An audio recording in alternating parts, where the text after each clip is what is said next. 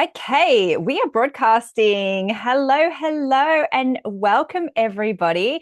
If you are here, please let me know that you can see me and hear me before I get started, because you know what? I have done webinars before where I was on mute the whole time. And also, I've done a webinar once where I didn't think people could see me and they could just see my slides. And I was like, I had my feet up on the table. I was like probably picking my nose, all that kind of stuff. Hi, hi, hi.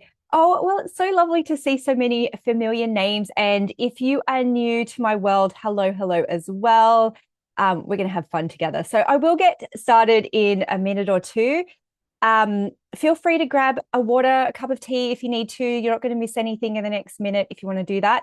I should have gone to the bathroom before I got started. So we'll see how we go in half an hour if I need to quickly go out and I can get one of my team to say hi. But hello, hello. Good to see everybody. Hi, Jacqueline. Hi, Jenny. Hi, Monique. Good to see you. I'm not new, but I'm a lurker. That's totally fine. I love that. Yes. Hi, Sunshine. Oh, good to see you, honey. Good to see you. So, hi, hi, hi. Okay, so this is going to be really fun. I love when all the comments come up. And this is, I think, a great thing about having ADHD is that you can read comments and read slides all at the same time, which is really, really fun. So, I forgot this was today. Yes, yes, yes. Yes, this will be recorded. Yeah, it will be. Hi, hi, hi. So today we're talking about fixing your marketing using money archetypes. This is something I'm obviously so obsessed and passionate about, using money archetypes in my business and helping other people to do the same thing. I'm a certified Sacred Money Archetypes coach, and I've created an incredible course around this, which I absolutely love. But today I want to help you really just see the different possibilities about doing something different in your marketing, especially at the moment where things are so crowded and everyone feels so confused. So hopefully by the end of this, you're going to have some clarity, but also some inspiration about using this as well, and really open your mind to the possibilities and probably get as obsessed as I am about the archetypes. So hi, hi, hi. We may as well get started.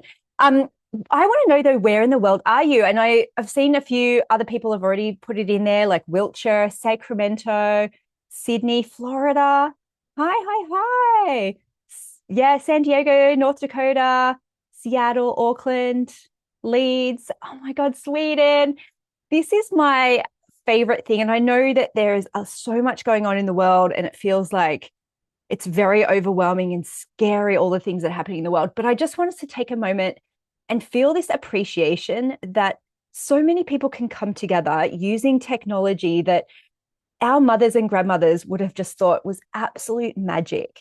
And the fact that we can support each other, we can have community, and we are literally all over the planet. So I always take a moment to be really grateful for that, because that's so freaking cool that we can do that. So I am in Newcastle, Australia. So this is me on the east coast of Australia.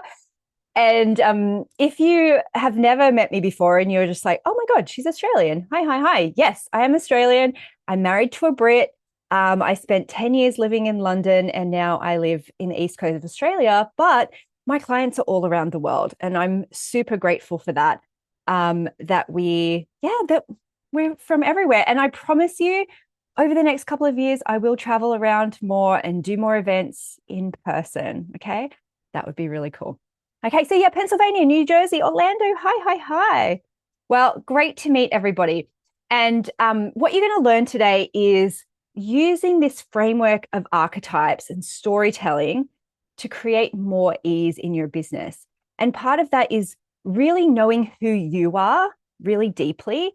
And I think accepting that, but also enhancing your natural gifts and talents. That's going to be a huge part of creating more ease and simplicity in your business as well. But also on that, it's not just understanding your archetypes, it's understanding your clients' archetypes. And that's really going to help you stand out in a crowded market, as well as making your marketing feel more authentic and magnetizing. Because I think so many people are really tired right now. They're tired of business. They're tired of competing. They're tired of just all the overwhelm and noise. And so many people just want to distill their business down to its simplest parts. What do I do? What do I do really well? And who can I help without having to help everyone? And I think that's a bit of an evolution that a lot of business people have to go through. Is I don't have to work with everybody. I don't have to help everybody. I don't have to do things that are outside of my skill set or my comfort zone or my natural skills and abilities. And I'm allowed to make it simple. Okay. I'm allowed to make it really simple, and not just simple, but like impactful is what the word I was trying to find there. Impactful.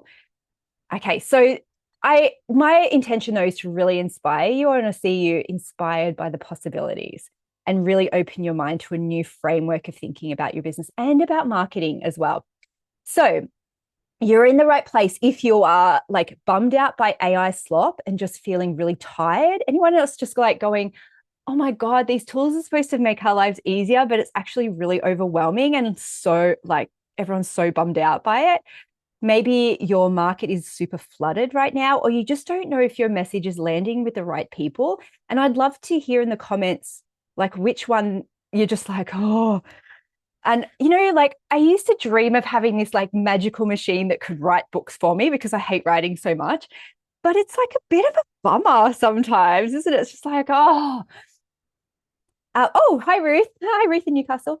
It's just like, oh, so many of people I think see the flooded market and really get discouraged, or you just think, oh, everyone's talking about that, or where am I going to fit in this market? Or you're just exhausted. Exactly. It still requires direction. Absolutely. Or you just don't know if your message is landing. It just feels all overwhelming.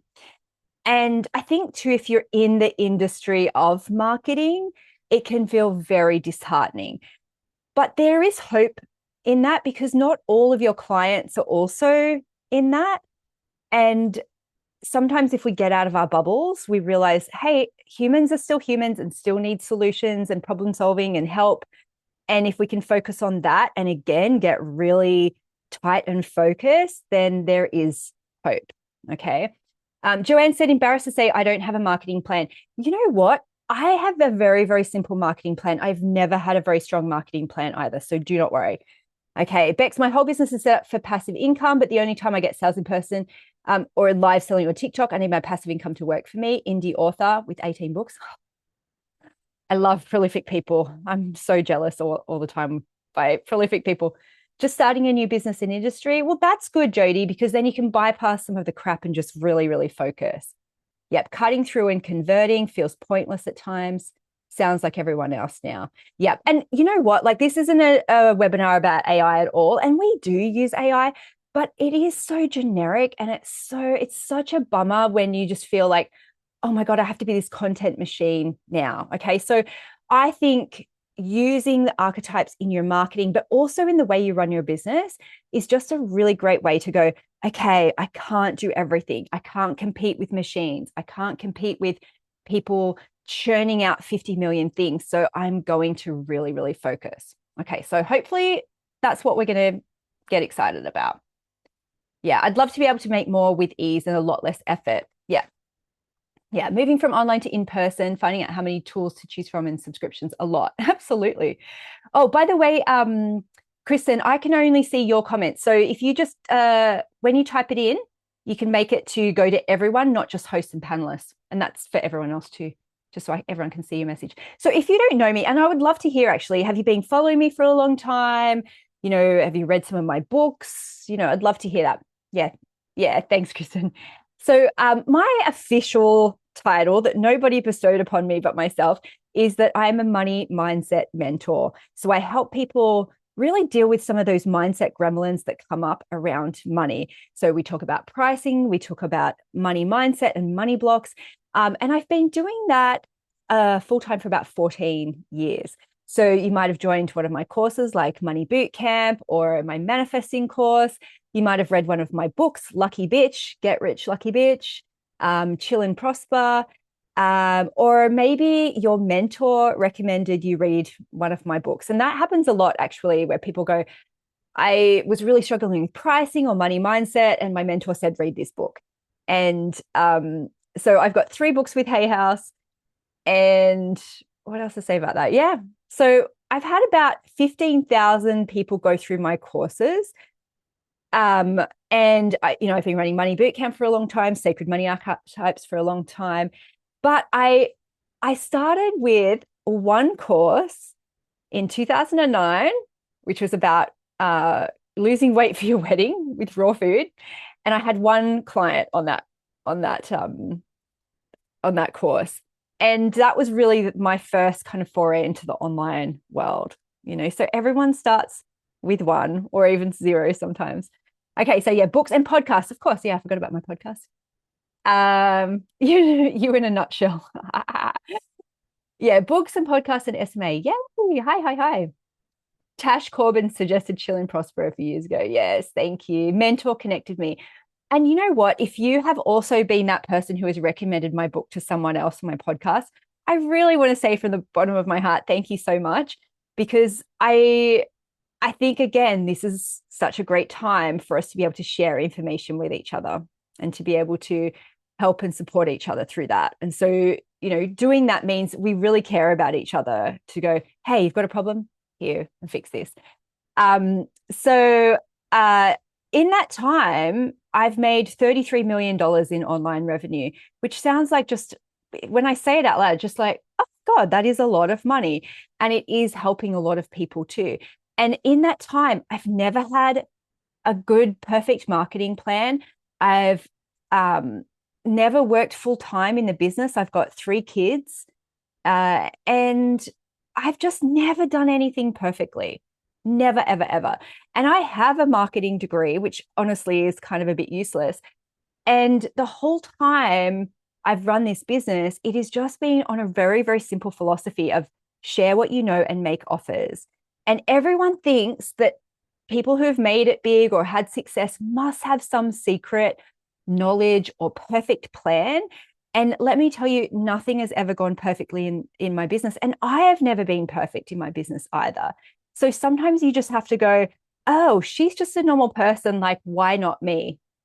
And, there's never been a perfect time to be in business either. Okay. Ever, ever, ever.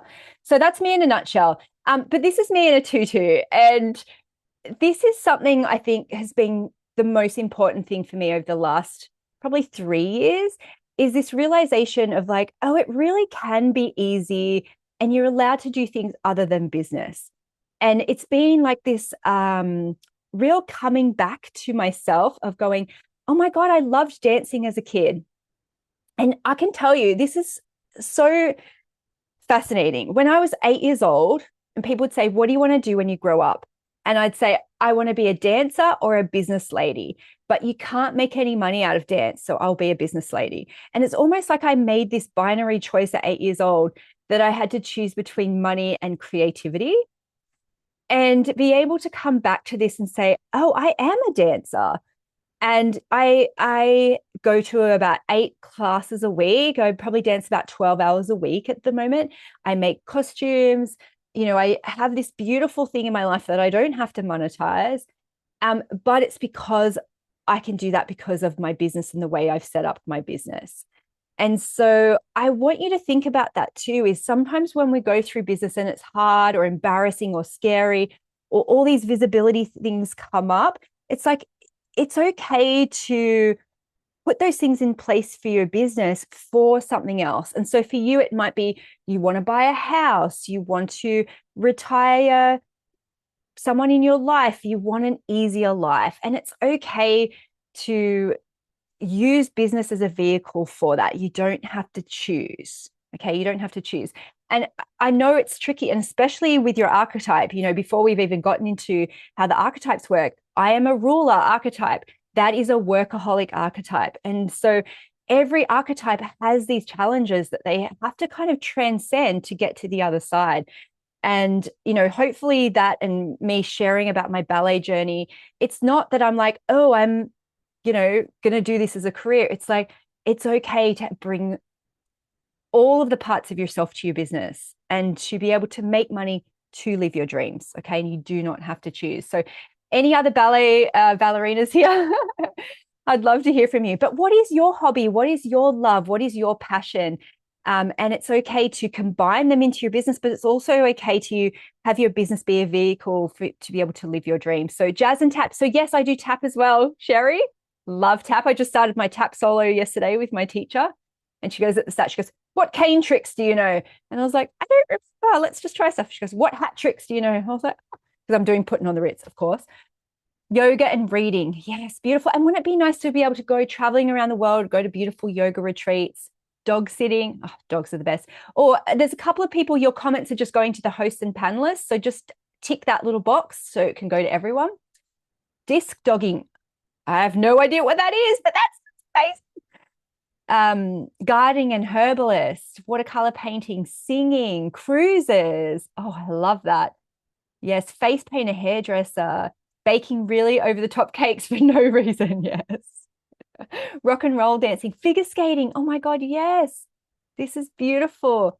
So, and I get this. I just saw the comment coming about hyper focus. And I honestly think I did not give myself permission to do hobbies or to do things that I wanted to do. I felt really guilty about it. So this is, again, especially I'd say, 90% of the people on this call are women. I think sometimes we do need to give ourselves permission in that business doesn't have to be everything. We don't have to sacrifice everything that we do for our business. So my mission, though, really in my business part of it is to give you permission, but strategies and support to create business and life your way in a way that really works for you and your personality. And I really want you to see that permission word, because every archetype has different desires, needs, challenges. And, if you've been in communities or worked with coaches that have a very one size fits all approach, you can really feel behind. You can feel like your dreams don't matter. You can feel overlooked, overspoken, and it can be a very frustrating place to be, I think, if you don't give yourself permission to really do what works for you. Okay. Yeah. Okay. So, and yes, of course, at the end of the webinar, I will be making an offer to join my course. Spoiler alert. If you want to do a sneak peek, you can go and have a look at the link there. But just so that doesn't come out of the blue, but I obviously want to give you a lot of value today. And then if you're interested in working with me further, we've got our course, of course. Yeah, not a surprise. But the thing that is cool is that two people who do join my course today, I know some people, they've never heard of it. Some people, you just want to join already. Two people who join today can get a private business coaching session with me. So you've got to be in it to win it. Okay. All right. So let's start talking about marketing, because I love marketing. I love the storytelling part of marketing. I hate sales. I hate it. Even doing webinars, I'm always like, do we have to do a webinar? Can I just whatever? But I don't like the sales idea. And nobody likes being sold to either, right? So what do we do about that? What do we do about that? And this is also where you start to freak out about, well, technology, there's robots and AI. And so I want to really reassure you here, and I've been saying this for years, right, is that humans will always be storytellers. So the technology will change. I used to say this 10 years ago, oh, soon we'll be hologramming into people's lounge rooms. And I'm like, we're not that far off. We're not that far off that kind of technology. So no matter what technology comes up, how your industry is going to change, humans will always be storytellers. And we have to keep that in mind. And yes, tools like AI can sometimes help us do that. So for some of you, AI helps you just to get your thoughts onto paper or start without having a blank slate. But it always is going to come down to, what's the story of your business? What's the story of your product? What's the story of the problems and challenges your clients are facing? Okay, so that's just try and come back to that. The other thing I just want to quickly say too is, I know we're living in a time where it feels like things are moving so fast. And I've had this moment too sometimes where I think my work's irrelevant, or who am I, in this day and age to be able to talk about this? Let the younger, fresher people talk about it, right? And I always think, back in the day, my great grandparents lived in East London. And you think, when things started to rapidly change, like when cars started to come in. Imagine all the families who for generations, had horse and carriages, and all of the industries around that would have gone, the world's going to end. This is the worst. Like, there's no future for our children. Every single generation has always thought that. And so we have to think humans have always figured this out, and humans will always be storytellers, and they'll always have the same human needs, no matter what. Okay. So it is going to happen, but every single time there would have been an absolute disaster of just going, oh my God, our industry is dead forever. Okay. And you know what, Kimmy? People always have boobs. So Kimmy's a bra fitter. Boobs are not going away ever. Okay, so AI, though, is useless if you don't tell the right stories to the right people, okay? Because it's always going to be generic. And if you don't know what to feed into it, you're not going to get the right outputs anyway, okay? So AI isn't this magical thing. You have to know what to put into it. And Estelle, people thought the same thing in 1990 with the internet, exactly. Or even spell check. Imagine automatic spell check. All the proofreaders would have been like, the world is falling, we'll never work again, we'll starve, right? There's always going to be something. And so you have to know what are the stories we need to tell to those people, and everyone's different, right? So AI can never be all things to all people. So we talked about marketing, right? You're not sending out, it's not converting, or you feel bored or inauthentic, especially around AI stuff. So it seems like when I asked that question before, everyone's like, yeah, it's just flooded. I don't know what to say. It's not converting, and I feel overwhelmed. And sometimes when that happens, we stop marketing because we just think, what's the point? And because then we're consuming so much, we still feel like we're in it, even though we might not be still just being consistent with our clients, right? And that's when people go, I'm not going to send out my newsletter. What's the point? I'm not going to do my podcast. What's the point? Or, oh, what's the point? Someone else has launched something similar to me. What's the point? And, like sometimes there is beauty in just going, I'm just going to do my thing. I'm not going to stress about all of the latest things, or, oh my God, do I have to join that latest social media thing? We have to distill it down to basics. Okay. So yeah, I don't even know what marketing is really. That's great. Marketing is just telling stories to people. That is it. Telling stories and making an offer. Okay, that's the important thing too. So it's okay if you feel like, oh my God, I'm so overwhelmed. I totally get it. And this is why I use these timeless archetypes in my marketing. So Sacred Money Archetypes was created by Kendall Summerhawk, but it's also based on very timeless kind of archetypes. And archetypes don't have to be like this strict kind of box, but they are a really great way of seeing what some of those timeless stories are in humans, the timeless characteristics that have come up for us forever. Humans are humans.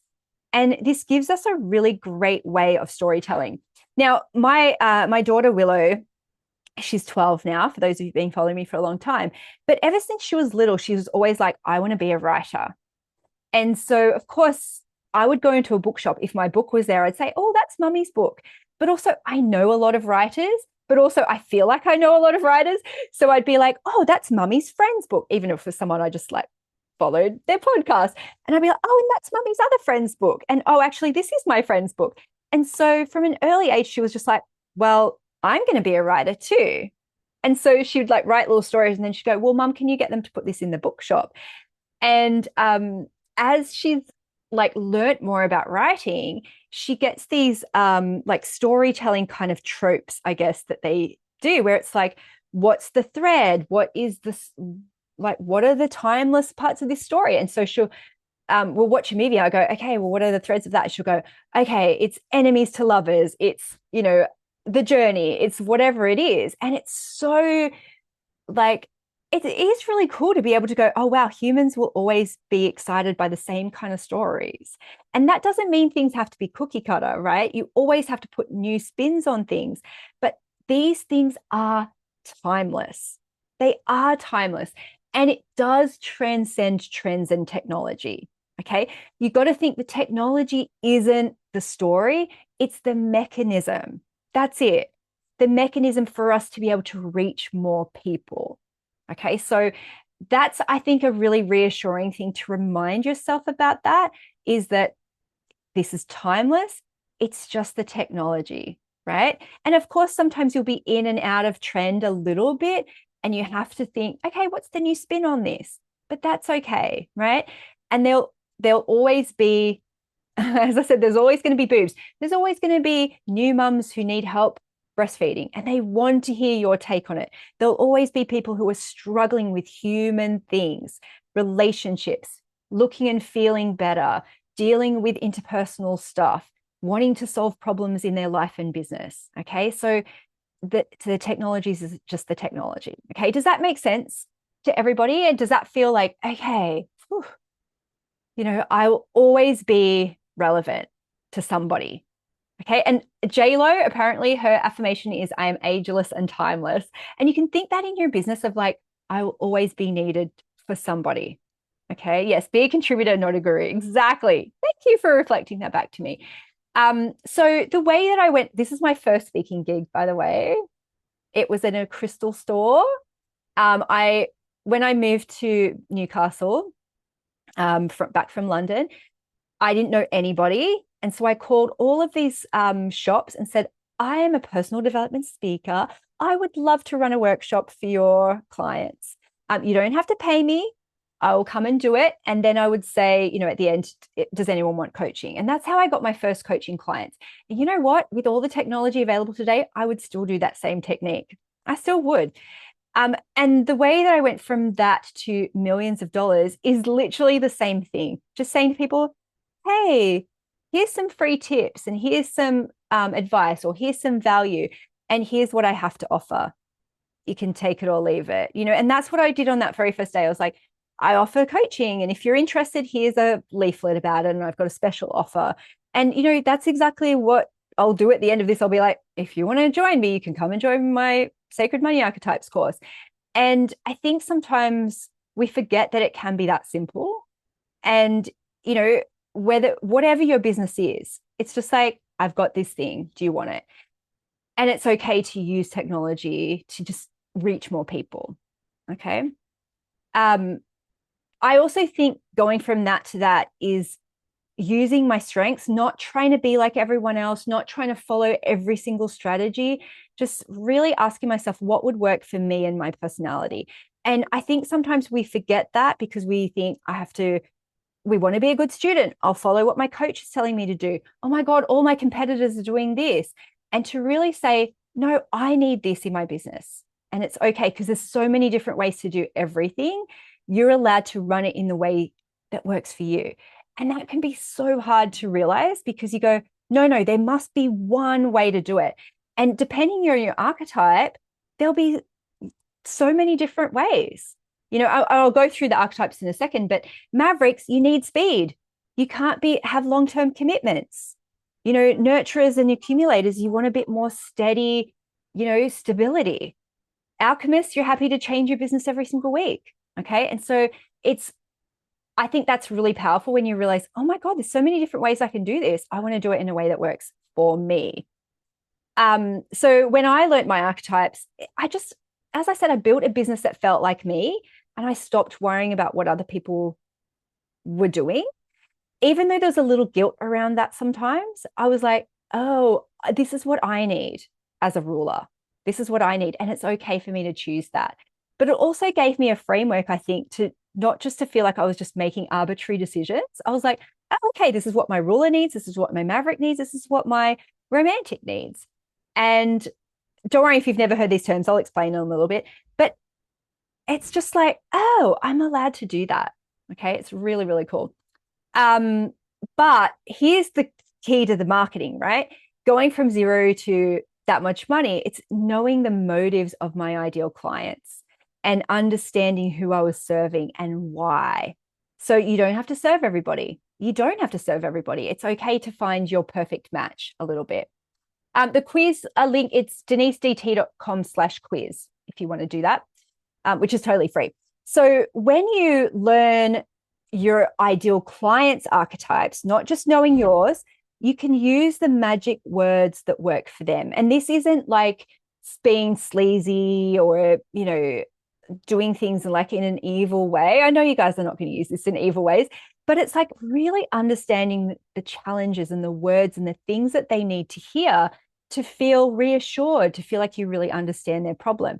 And you could sell the same thing, and 80% of the time you're selling it in the same way, but it's that 20% nuance that really makes you stand out and really makes your clients feel like, wow, this is for me.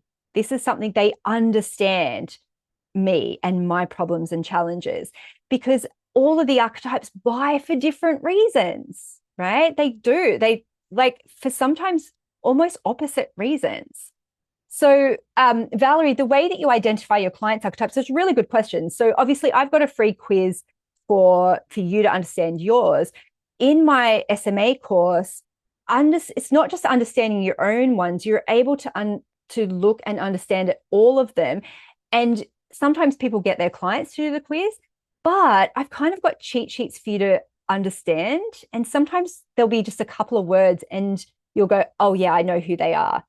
And so then you get the cheat sheet and go, okay, here are the words that I can use for them, if that makes sense.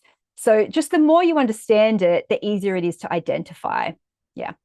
So I promise this approach will make you love marketing again, because you'll realize and you'll start to see it everywhere. Okay. So let me explain very, very quickly what the archetypes are. Obviously, there's 8 of them. I can't go into massive amounts of detail, but and whenever you see, this is always me in different clothing. This is how I would represent them in my life, if that makes sense. So you might do the quiz and see the archetype and go, well, I wouldn't dress like that. That's not saying that. It's just how it comes up in my life. So I'll do it like this one. So the accumulator is the really quite good with money, quite cautious with money, hates being in debt, loves saving money. Okay. Now, accumulators can be very cautious about making decisions. And one of the biggest fears for accumulator is running out of money.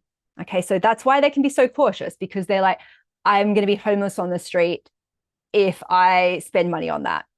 And there's spectrums for all of this, right? So it can be the spectrum from super, super frugal, like the Scrooge archetype, to someone who just builds a fortune slowly and quietly over time. So there's often a lot of accumulators in my group. So I would love to hear accumulators. Hello, hello, hello. I'd love to see those accumulators. Okay, who are accumulators? Yes, hello, hello. Yes, that's me. Yes. Oh my God, Imelda, I hear this so much, whose partners are accumulators and they're like a super creative person. Oh my God, it's so funny, isn't it? It's so funny. Sometimes that can be a really great combination. Now, you might have accumulator in your top 3. Okay, so when you do the quiz, and there's the quiz link there, as I said, totally free. You might have it in your top 3, but it's not your primary archetype. Okay, so you might even have a primary archetype that's completely opposite to accumulator, and you go back and forth. All right, so the alchemists, these are the people who have a million ideas. You've got a million domain names. You love turning things into gold, right? And accumulators can be amazing manifestors. And sometimes you just kind of live this very magical, creative life where people are like, how do you make money? And you go, I don't know, I'll just manifest it. And like money falls from the sky. So your alchemist might be that you're an artist. It might be that you're an inventor, or that you just chop and change business ideas all the time. So super, super creative. I'd love to hear who are alchemists. So alchemists, and if you are an alchemist, how many domain names do you own? Sorry, I'm going to keep a track of the time because I can talk about this for hours. How many domain names do you have? Zillion. Mm-hmm. And you know what, alchemists? The biggest shift for you is that you're going to realize that you're an idea generator. You don't have to make all of those ideas your business. Okay. You can ideate for other people. You can create a business structure that helps you just ideate different things without having to follow each one. Okay. It's a really tricky concept for alchemists to understand, because you feel like there must be one perfect business. There's not. You're an idea generator. That's a hard one. The next one is the celebrity, and celebrities are the rarest in my communities. Okay. And celebrities are often people who they want to be on stage, they want to shine, but I actually attract a lot of suppressed celebrities. So celebrity might be in your top 3, but you've dialed it way down because it doesn't feel safe for you to be visible, to be fabulous, to be the center of attention. Someone has told you, nobody likes a show off. And so you've dialed it down. Okay. And part of this work, I think, is when you understand and appreciate who you are, you can dial it up again and really live in your full, true celebrity self. So celebrities are often, just outwardly look $1 million, or people are really attracted and magnetized to you, but behind the scenes, maybe money's not so great. Okay. And that's definitely where I can help people to be able to have both. Okay. So a couple of celebrities, as I said, it's not always the most people I attract.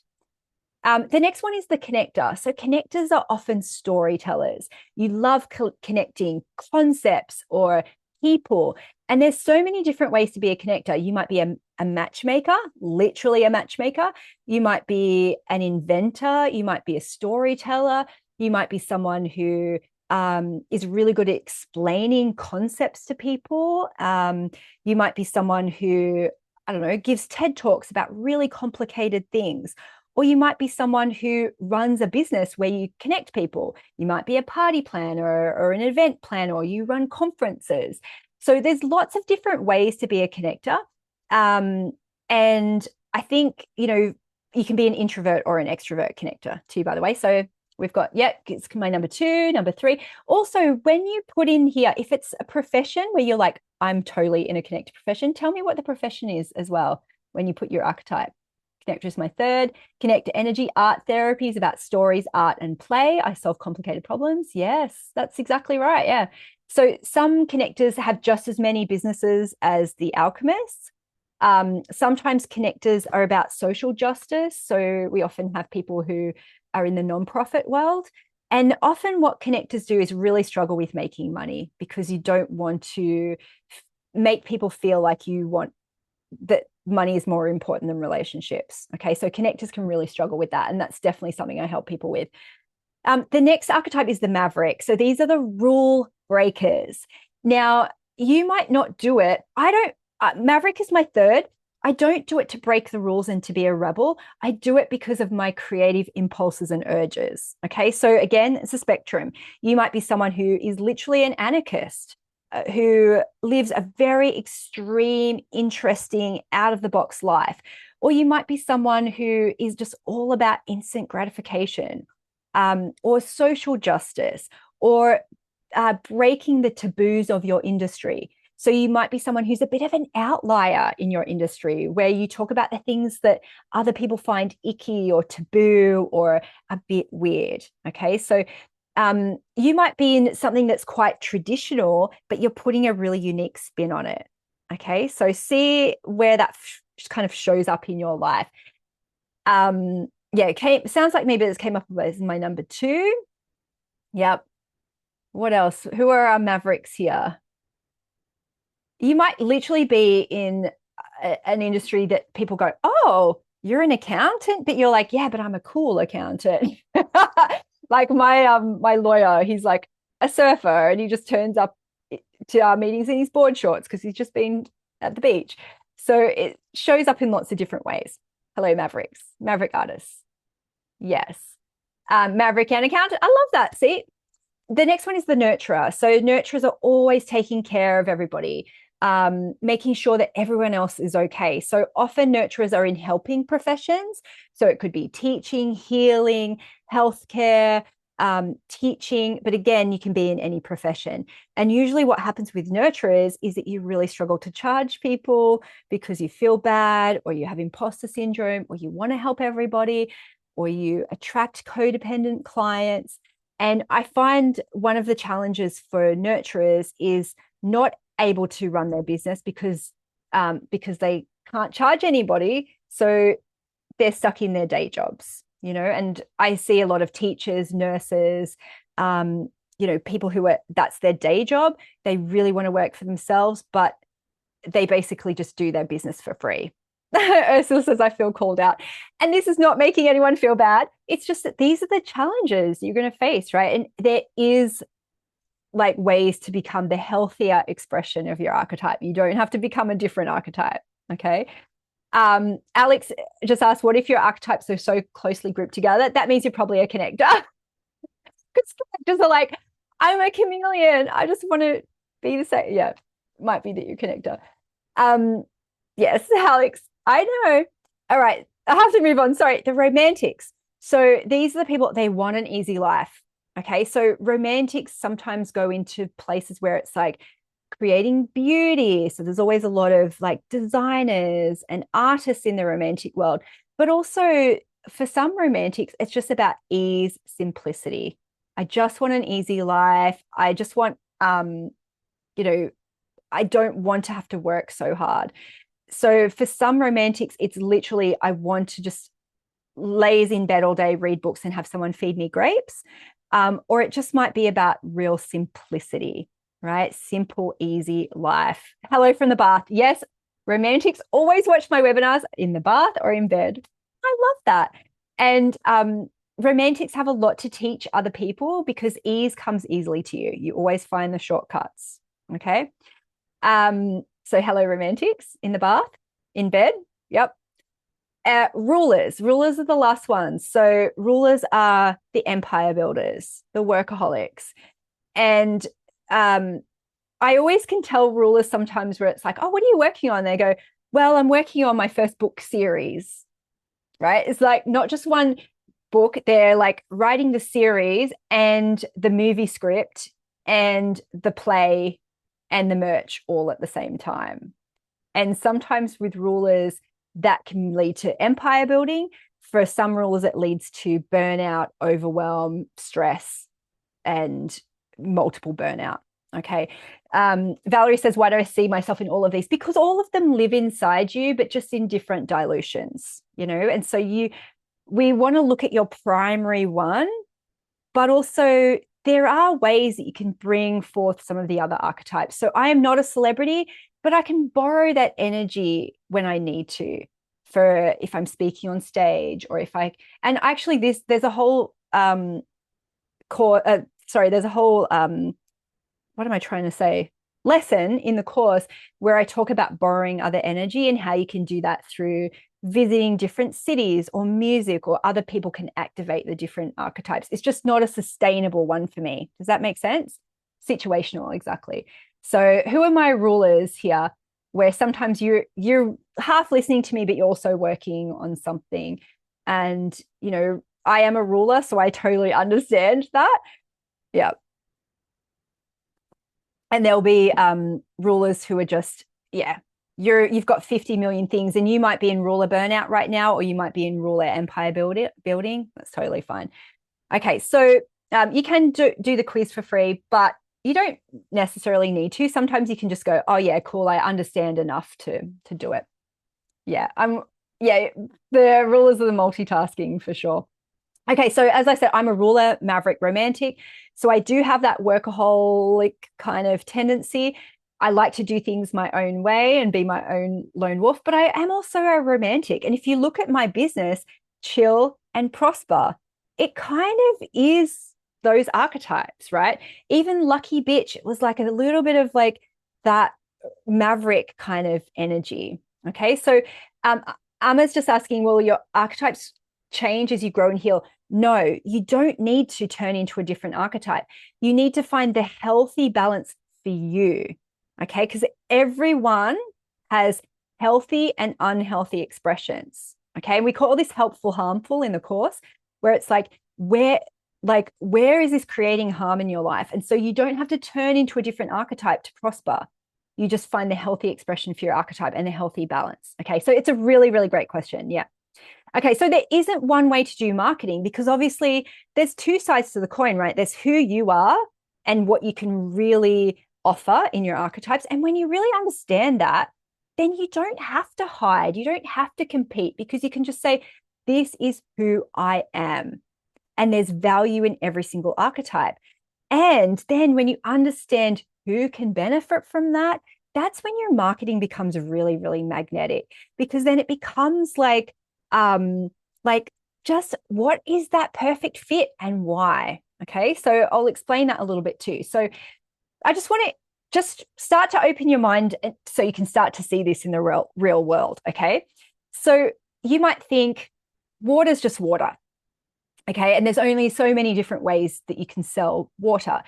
And every time I line something up like this, I've done them in alphabetical order for the archetypes. And do not think you need to memorize this today, right? Again, if you want to go further on this, I've so many cheat sheets around this.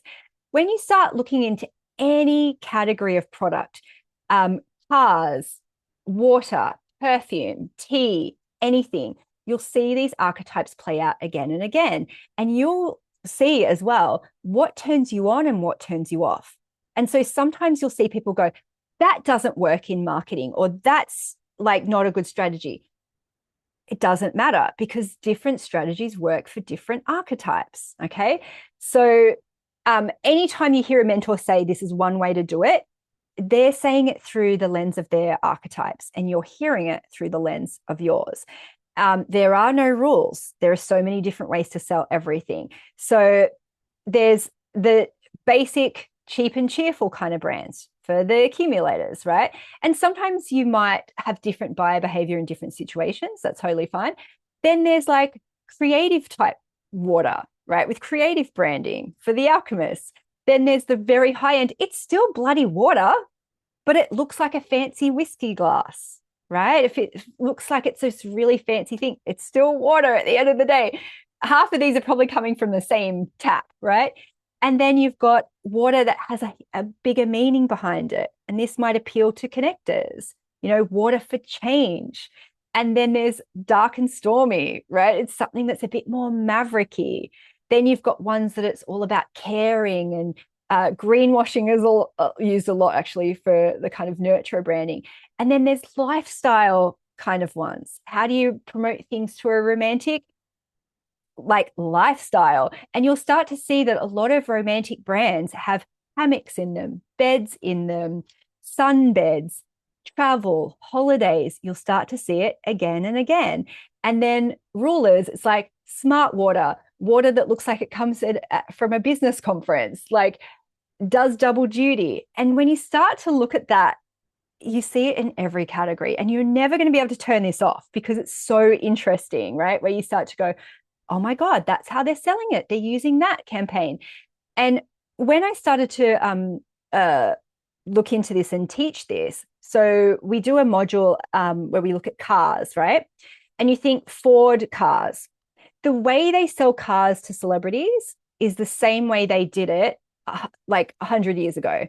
And we look at those campaigns and see the words that they use, and it's the same stuff again and again. It's so fascinating when you look at that. And the way they sell cars again and again is the same way. So some of those brands have very, very strong archetypes in them. Some of them can flex a little bit between archetypes. Okay. And you might be a business that has one really clear archetype, and you're selling to one really clear archetype, but you can also learn to flex that a little bit. And I can teach you a bit about that. Okay, yeah, obviously thinking how this applies to different bra brands, absolutely. So even just looking at that, do you go, like, what water do you buy? Do you always pick a particular type of water? And have you ever wondered about why you do that and what appeals to you? And even what things turn you off, where you just go, oh my God, I hate that. That's so wanky, or that's not for me.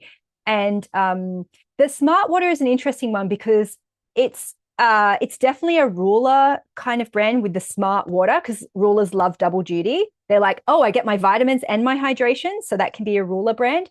But it also is a little bit romantic because of the spokeswoman that they use, Jennifer Aniston, who is absolutely a romantic kind of archetype. Okay. But it definitely can go between a few.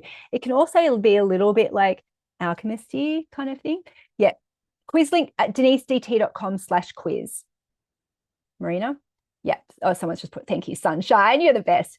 Cheap and cheerful. Why pay more for water? Yes, exactly. And of course, not everyone, like, it's situational, right? Because sometimes you might splurge, but there'll be some that you just go, oh yeah, this is attractive to me. Yeah. Yeah. So calm and stormy, I'm a romantic alchemist. So yeah, that can absolutely flex between some of those. What's that? Is it called Death? Liquid Death. Like, that is a maverick brand. I can't even, is that water as well, the Liquid Death? Yeah, Liquid Death. Yes. it's water. It's just water. But it's like, oh, that's for me. Okay. I get my water filtered from the tap. Yeah. Okay. So that's just one example, right? And I love going through different categories. And again, don't feel overwhelmed by this because again, you just start to learn it. It becomes very intuitive. This is an example of tea brands where I've started to put those categories together. And when you learn this, it's not then about copying and it's not about cookie cutter with Mavericks. It's just about, oh, wow, these are some very clear, like, again, timeless storytelling that really connect with humans. And here are some things that, even if I don't understand that archetype, here are some things to put into place for them to really understand and feel comfortable buying my product, right? So if you are marketing to accumulators, you'll see again and again, and this is what we'll go through in the course, like a lot of accumulator type marketing campaigns have a lot of information, bullet points, but lots of clear information, not a lot of fluff. The packaging is often not very fluffy because accumulators will be like, why am I paying for fancy packaging? But you might then go, okay, I have to tick that box. And this is a great question. Do you recommend marketing to our own archetype? It depends. I was marketing my business to other rulers naturally. That's not who I was attracting. I was actually attracting people who were opposite to me. Accumulators and nurturers are my biggest target market naturally. And it's because they want something that I have. I'm a missing puzzle piece for them. So you might have a business where you just go, I love what I do, and I'm just going to market it to other people who love this exact thing. Or you might see some of those opportunities where you go, I'm just going to do what I do naturally, and there will be people who need what I have because it's a missing puzzle piece to them. Okay. So it's not so much about opposites, it's about motivations. Okay. I've got a graphic to show you this. I'm just, again, keeping track of the time. Because once you understand this formula, it's not about being evil and about being tricky or brainwashy. It's literally just understanding different people's motivations and what they need to buy. That doesn't mean you have to shift everything in your business, right? Because you've got to find that like ease for you. All right. So I'm just going to skip this because I kind of did that. When you're talking to everybody, you're talking to nobody. So I'm sure everyone's done this. I know I've done it as well. When you just go, I have a generic business, everyone can use me. And it's true, but some clients will feel harder to work with than others for you. And so this is where I'm like, it is a bit of a personal formula, right? Because you might have a business where you do not want to flex. You don't want to change what you do. You just want to offer what you offer. And so if you're talking to everybody, some people are going to be disappointed with that. Or some people will have just like, oh, that's not really for me. It can be too generic, right? It can be that feeling, and nurturers do this a lot. They try not to exclude anybody. And so then it just feels a bit wishy-washy. And it's not like, oh, that's for me. Okay. And that's what you want, because you don't need everybody to be your clients. You just need the right people. And I think that's when business feels a little bit less effortful, when it's just naturally like, oh, yes, that's exactly what I need, right? So if your clients are accumulators or nurturers, sorry, there should be an S there. I hate making typos for accumulator stuff. It's the worst because you guys really take it personally. I said to Mark this morning, let's just have a quick look over typos. But of course, we're trying to get the kids ready for school because it's morning here in Australia. And of course, I have to miss the S for the accumulators. Please forgive me, accumulators. So nurturers are waiting for permission. Accumulators overthink everything, right? So both need clear steps. If you have clients who are alchemists, mavericks, romantics, they're not thinking about things in the same methodical way, right? Accumulators will do like a spreadsheet of pros and cons before they join. Alchemists will just be like, that feels good, I'll buy, right? And neither really understands the behavior of the other. And so I used to just kind of be a bit like that with my sales pages. I'll be like, just join because of vibes, right? And accumulators need what's in the course, because accumulators tick it off as they go. Accumulators, am I right? You like print out the sales page and go, did I get my thing? Did I get my thing? Alchemists, never. You would never do that. Romantics, you would never. You'd just be like, romantics in my courses turn up in week 5. I'm not saying this is a bad thing, romantics. You turn up in week 5, you go, what are we doing? Okay. And then you kind of breathe in the course and you just absorb it. And then you go, all right, thanks, guys. And the accumulators in week 5 are going, what are we missing out on? It's almost ending. I'm behind. So funny. So again, when you know that, you can either go, okay, I'm just going to tick that box for the accumulators or nurturers. I'm just going to make sure that they know what the next step is to add that reassurance in. Or you might go, they're not my clients. And that's okay too. Okay, so this is a good example of when you look at car adverts for accumulators, it's so much reassurance. It's like, think of it as affordable car insurance. This is a good choice. This is easy. So what I did on my thank you page, this is a really good tip for accumulators, by the way, as in if you've got clients through accumulators. On my thank you page, I've been like, this is what happens next. You've made a really good decision, because it can be really hard for accumulators to make a decision, but they also have buyer's remorse. So on the thank you page, that's when they're like, I have made a bad decision. I'm going to be homeless on the street because I've spent this money. They're freaking out. So you have to spend a lot of time to be like, you've made the right decision. So that's what I put on my thank you page. And I would suggest everybody do this if you've got any kind of accumulators as your audience. Reassurance all the way. Okay. Now, if you've got connectors or alchemists, they're going to need a lot of variety and choice and freedom. So maybe your business is about helping those people to execute stuff, as in to finish things or to bring their ideas to life. Okay. I keep attracting accumulators, and I am one, but I really want to attract romantics. Okay, so here's a little tip. Don't make romantics jump through too many hoops, because if they have to get out of bed to get their credit card, then they're going to forget about it. Okay, so you've got to make it really an easy yes, an easy, seamless process, not too many hoops to jump through. Okay, ease, simplicity. All right. Alchemists will often buy things, but then they might not make the best clients if you have a lot of complicated steps.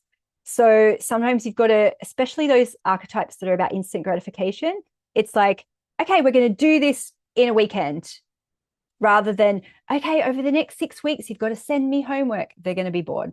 Okay. Yeah. Okay. This is one of the slides from the course too about cars. Again, this one, look at the joy. This is for like a bit of the connector, a bit of the alchemist. Joy, fun, enjoy the ride, connect to fun. It's all about fun, adventure, all this exciting stuff. So we do look at a lot of campaigns. If you ever loved watching Mad Men, or you think that marketing is really boring, we're going to change your mind about that. Okay. Because you're just going to see it again, how it all comes up. This is another one about connectors. You get more folks in a Volks. So Beatles and the Volkswagen stuff, they've got some really interesting campaigns. Some of them are accumulator campaigns, and a lot of them are connector kind of alchemisty kind of campaigns. I'm really watching Mad Men at the moment too. Yep, super fun. Room for the whole crew. There's a lot of connector campaigns that are about people, and they always do with the car ones. It's like, how many people can we fit in a car? Because connectors are always thinking about their community, right? About everyone around them.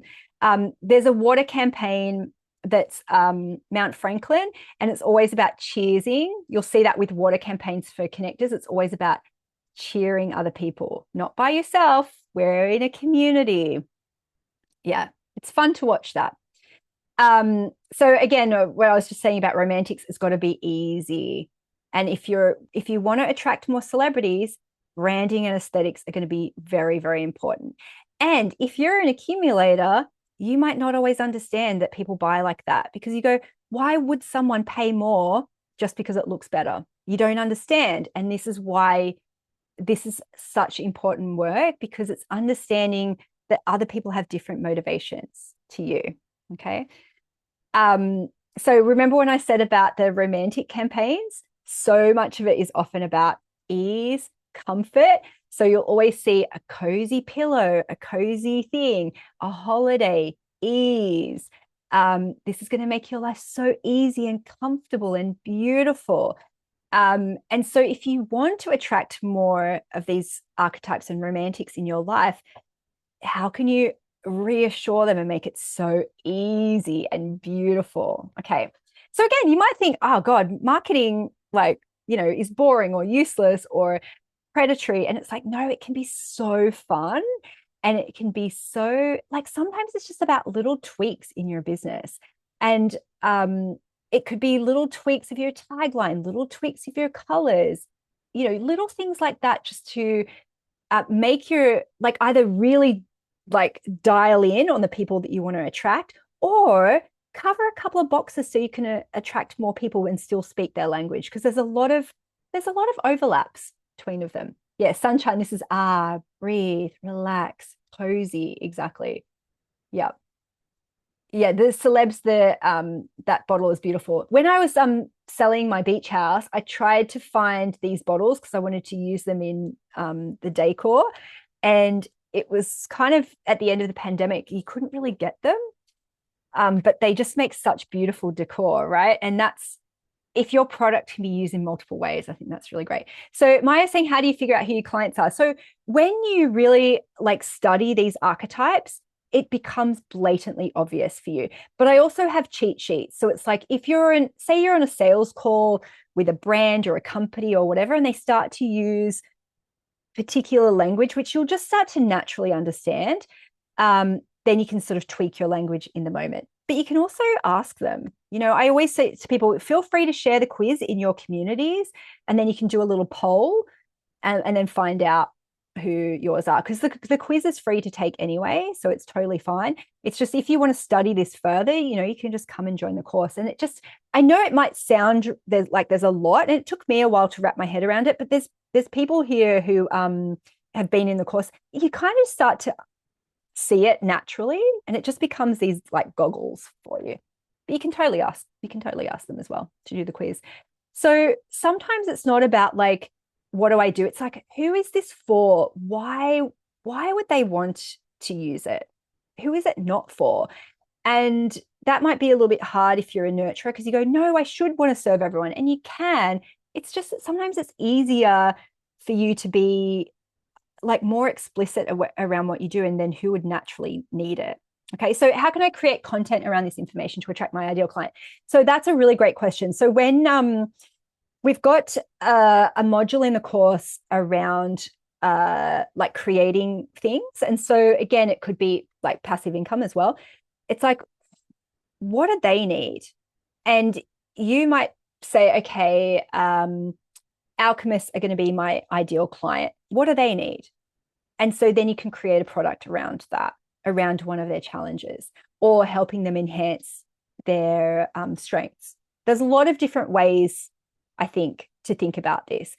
But the more you understand it, and I help you along this whole process so you don't have to worry, you'll just start to go, oh my God, there's a massive gap in that. Or, oh my God, that's something I've always helped people to do, and now you can make it more explicit. Okay, because anything, again, there's like that lid for every pot thing. If you're a website designer, for example, you might go, oh my God, all of my maverick clients want their website done in a weekend. I'm going to create a product around this website in a weekend.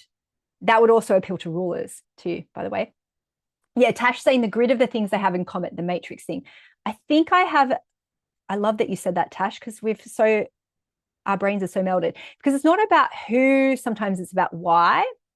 So she's talking about this matrix thing at the moment. You might have a business where you are the missing puzzle piece for somebody. It's something that you do naturally and something that someone else cannot do. So for me, I have a lot of accumulators in my life because they help me with the financial stuff that my brain, it's just a missing puzzle piece for me, right? And that's something that it comes really naturally to them. Sometimes it's an opposites attract thing. I hire celebrities. It's not my main archetype. I hire them to help me when I need a bit of sparkle. So I hire someone who can do like shopping for me for photo shoots, makeup artists to help me with that, someone to help me with confidence or to help write a speech. It's not my natural archetype, right? Or you might be someone who has like almost, I call it kind of the monkey see, monkey do business, where it is literally people who are you, but an earlier version of you, or someone who hasn't quite figured out their challenges of their archetype yet. Okay. So in that case, if you have that kind of business, you just do you just do you. And you say to people, this is what I did. Follow this exactly. Does that make sense? So I think it just becomes more apparent as you start to realize what your natural strengths and talents are.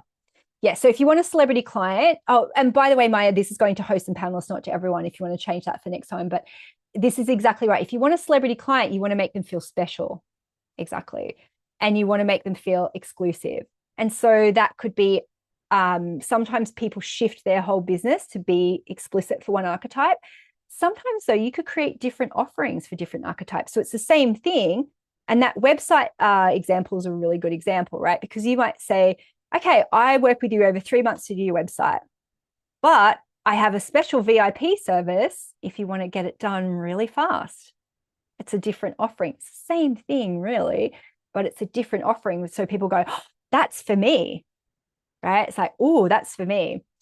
Gail, this is a really great question. My business is for every type. Do you create marketing for one type and another type, or do you combine them? So, you know, the brand L'Oreal, they do this really well. It's essentially kind of the same products, and they have a few ranges that are for different people. Their tagline, because I'm worth it, because you're worth it, can flex a little bit. Sometimes they have really relatable, like mum type ordinary people in their marketing. And it's like, hey, because we're worth it. And that's very reassuring. It's kind of a bit more nurturer, connector. Sometimes they have really fabulous celebrities and it's like, because I'm worth it. And sometimes it's because you're worth it. So see how they just change the I, me, our to appeal to different archetypes. So you can totally think about it in the same way for your business, that you can sell the same thing, you just slightly shift it. But as Tash mentioned too, a lot of archetypes have things in common that you wouldn't necessarily think about. So for example, you might go, okay, accumulators who kind of follow the rules and mavericks who don't want to follow the rules, what would they have in common? Well, sometimes they have like social justice in common, or extremes in common, or like being really stubborn and persistent in something. That's something that they could have absolutely in common. So every archetype has things that will like annoy each other, but there's also things where they can find common ground. Okay, does that make sense? And this is an example of one of the cheat sheets where even if you get very overwhelmed by information, you literally can just go, okay, I think this client is a nurturer, or I want to create something for the nurturer. Just go to the cheat sheet. It will give you a couple of pointers that you can use, some words that you can sprinkle into your copy. And then can you see how you can use AI? Like if you love using AI for stuff, then you can go, okay, here's my client. Here are some of the challenges they face. Here's what I offer. Here are my strengths. And then you can really customize that. So then your copy doesn't sound like everyone else's copy who's also using AI for stuff. Okay. So I'll just pull one for example here. So like the alchemists and connectors, they have like problem solving and inventing and that kind of stuff in common, right? The celebrities have really high standards, and so do accumulators. So again, you might think they're opposite ends of the spectrum. By the way, can you see how this would work in your relationships at home? Can you see how this would help you understand your kids as well? Because this is the whole nature nurture thing, right? Is you can have the very similar upbringing to your siblings, and you might have completely different money archetypes, completely.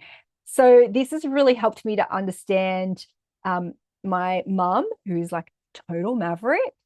This has really helped me to understand, and for Mark and I, who are both rulers, and for us to be able to really watch the workaholism, because it can get doubled. You can see how you could help this for your kids, to help them like choose what kind of profession or what kind of like, I don't know, life decisions that they could make. So there's so many different ways that you can use this. Again, I know the time's getting on. All right. So as I said, we've got a whole course around this if you want to dive in further. And some of I don't know if there's a slide for lessons, because I never really can look at that, but one of them is about how you set up your business. And then we start to look at your clients and who do you want to serve? And if you ever have done a business course where as soon as you start to talk about niching, you freak out because it just feels so ugly and gross, I think this is really going to help you to see it in a different way and to see it as really serving people and saying the magic words that make them feel heard and understood. And this is one of our beautiful clients who came and joined us on the course, Carrie, who is a connector. And it's like really realizing how that clarity is just such a beautiful, generous thing to do. It's not evil. It's not manipulation. It's just purely understanding. Because I've had wrong fit clients, and I'm sure you have as well. And that doesn't mean, that doesn't mean anyone's bad. It's just that sometimes things are just don't come as naturally to you, and it doesn't naturally speak to that person, and it just feels like a wrong fit. I know how frustrating that can be.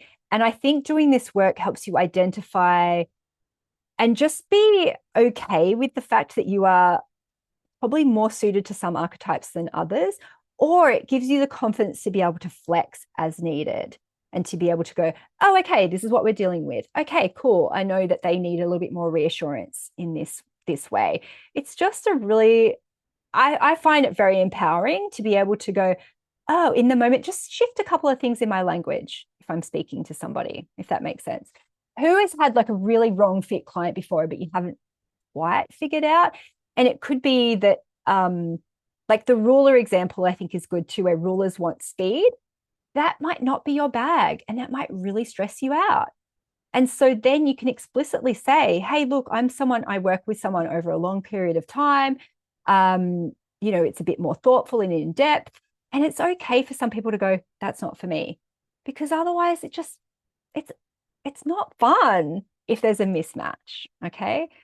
Someone who came for a psychic reading but was an atheist. Yeah, and that does not feel good. It doesn't make us feel like we win in that situation. It really doesn't.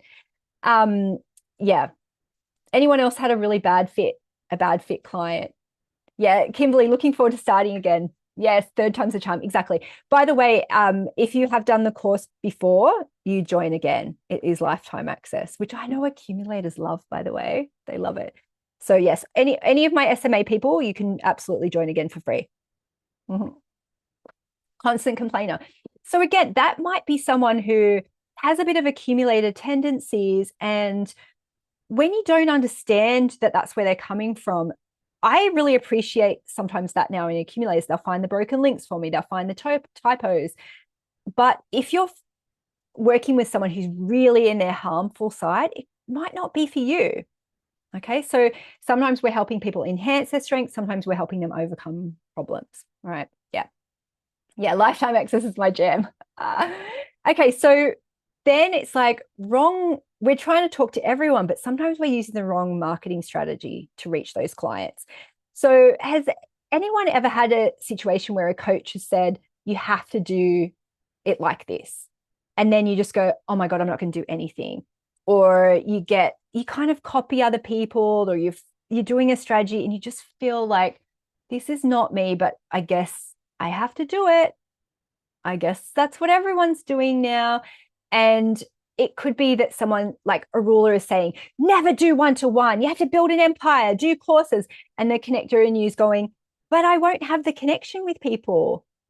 Like I need that connection.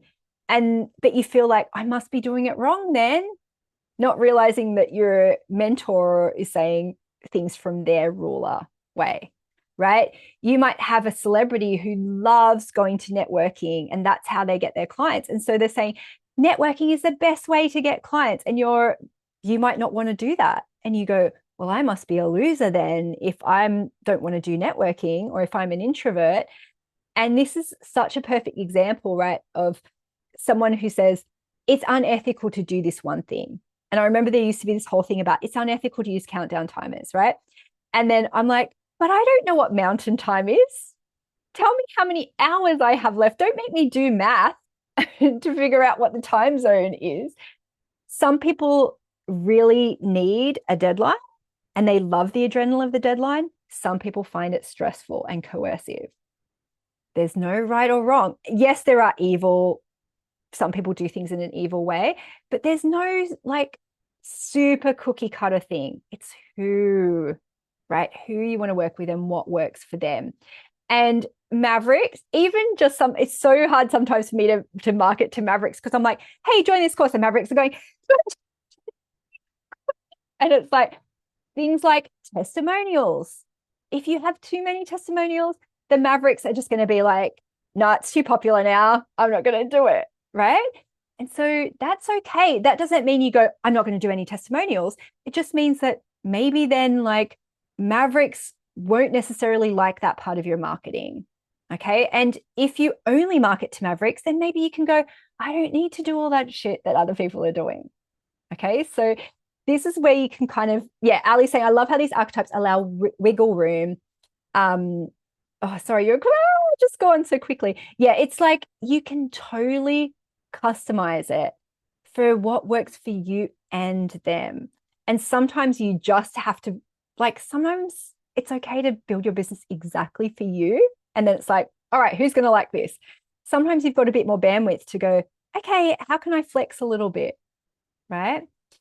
Okay, so then you can just repeat that. Share what you know, solving the problems of the archetypes, and then make clear offers, and then just repeat it, right? So it can feel natural. Marketing can feel easier. Even if you don't feel like you like marketing, everyone's marketing in some way, but you can put yourself out there in a way that feels good to you and authentic to you.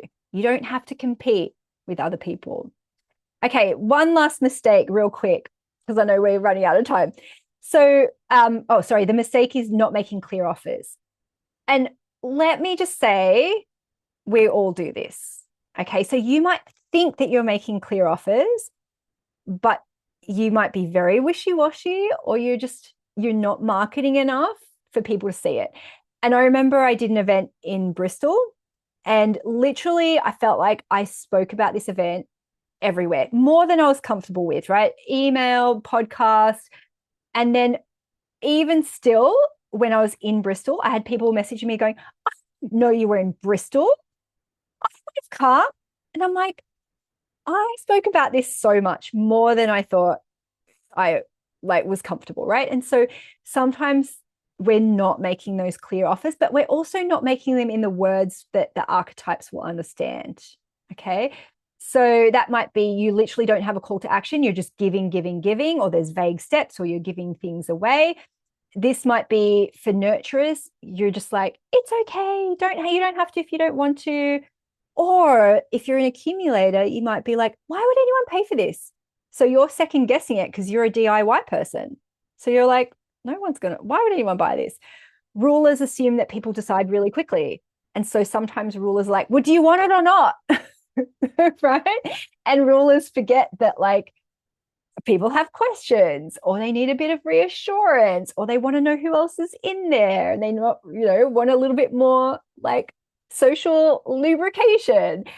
And testimonials, as I said, could turn off Mavericks. And so there could be little things that you don't even know that you're doing. And actually, I've got a cheat sheet on this. I should have done a picture for it. Sorry. A cheat sheet with call to actions for every archetype. So again, if you're really geeky, you can literally dive into every single part of this course.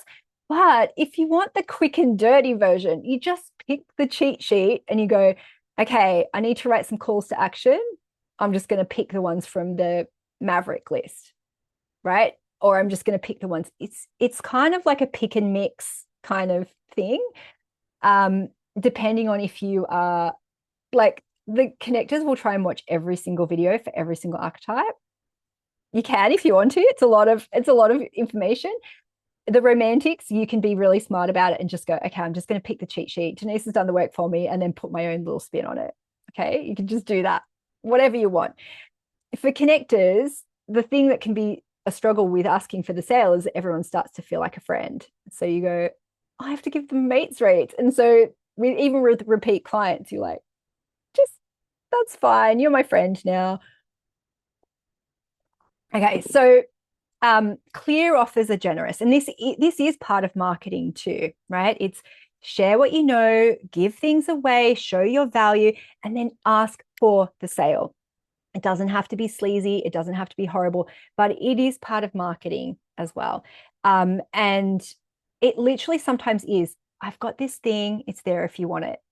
And then you can complicate it further, because then you go, okay, well, accumulators need to know, is there a money back guarantee? Accumulators need more details than that.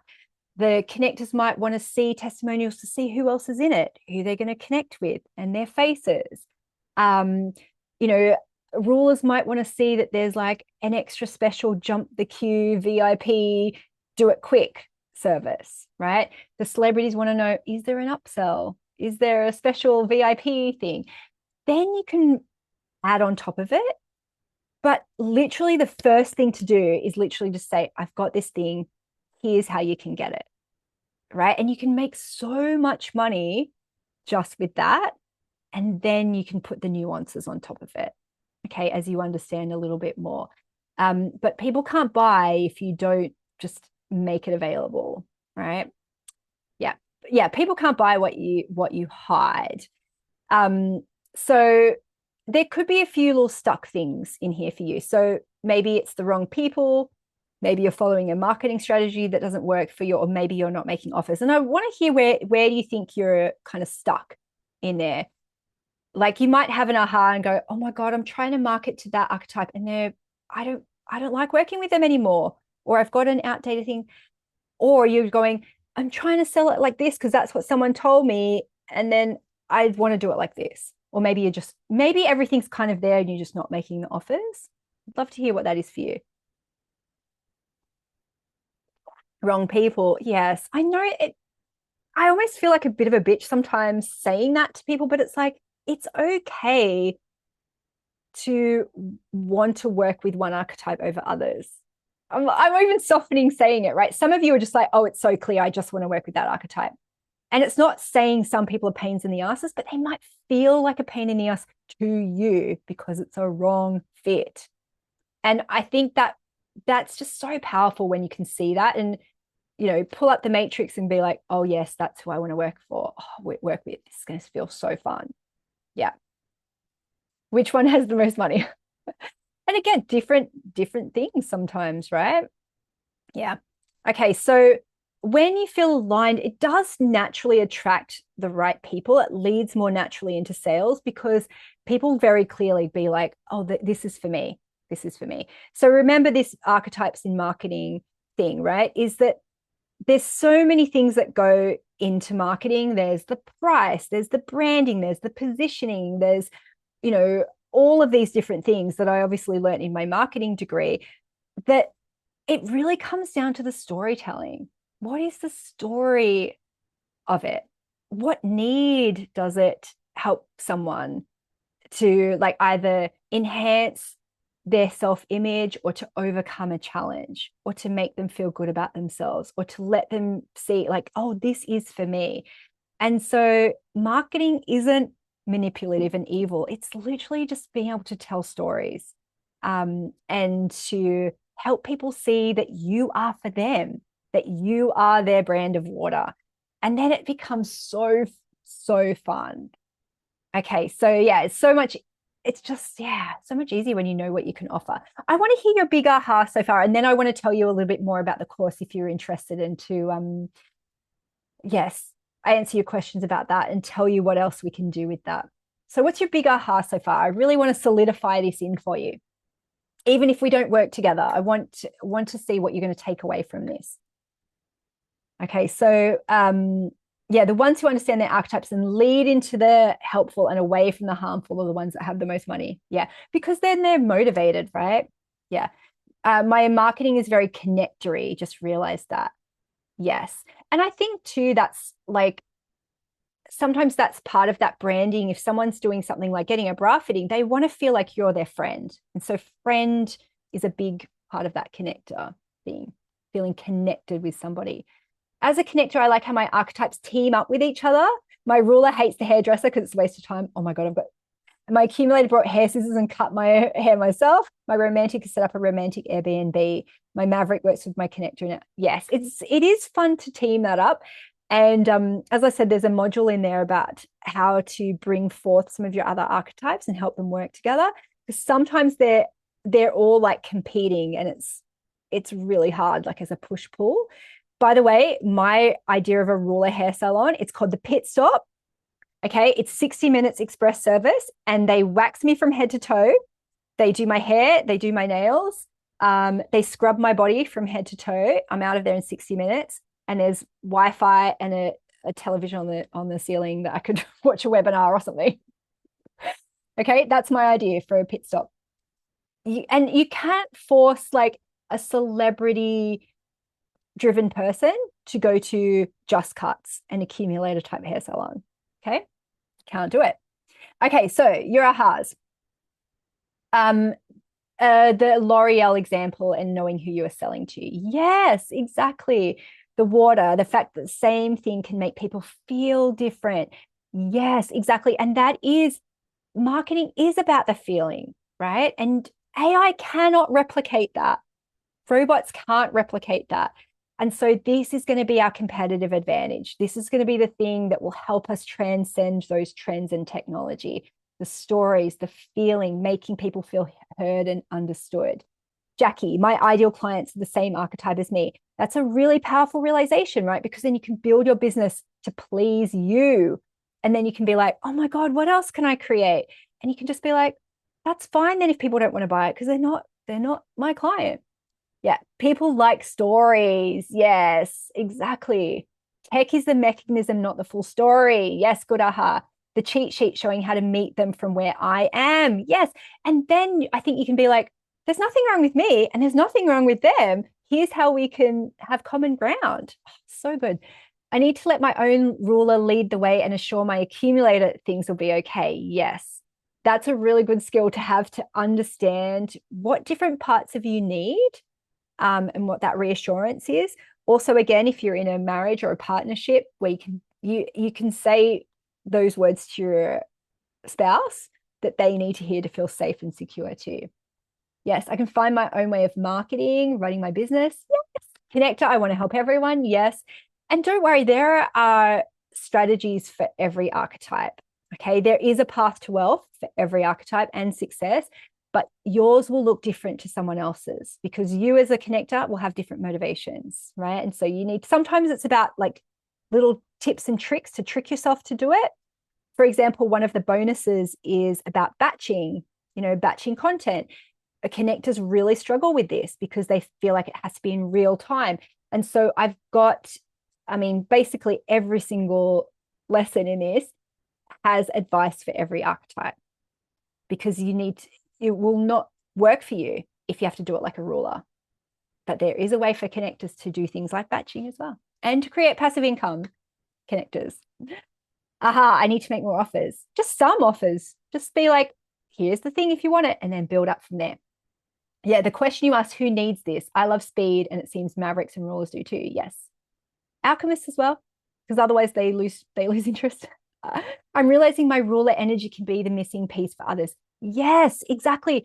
Some people need that ruler energy of get shit done, and so they can borrow your energy for a little bit. Same with like me as a ruler, I need nurturer energy sometimes. So I hire nurturers to hold space for me. There's value in every archetype to every other archetype.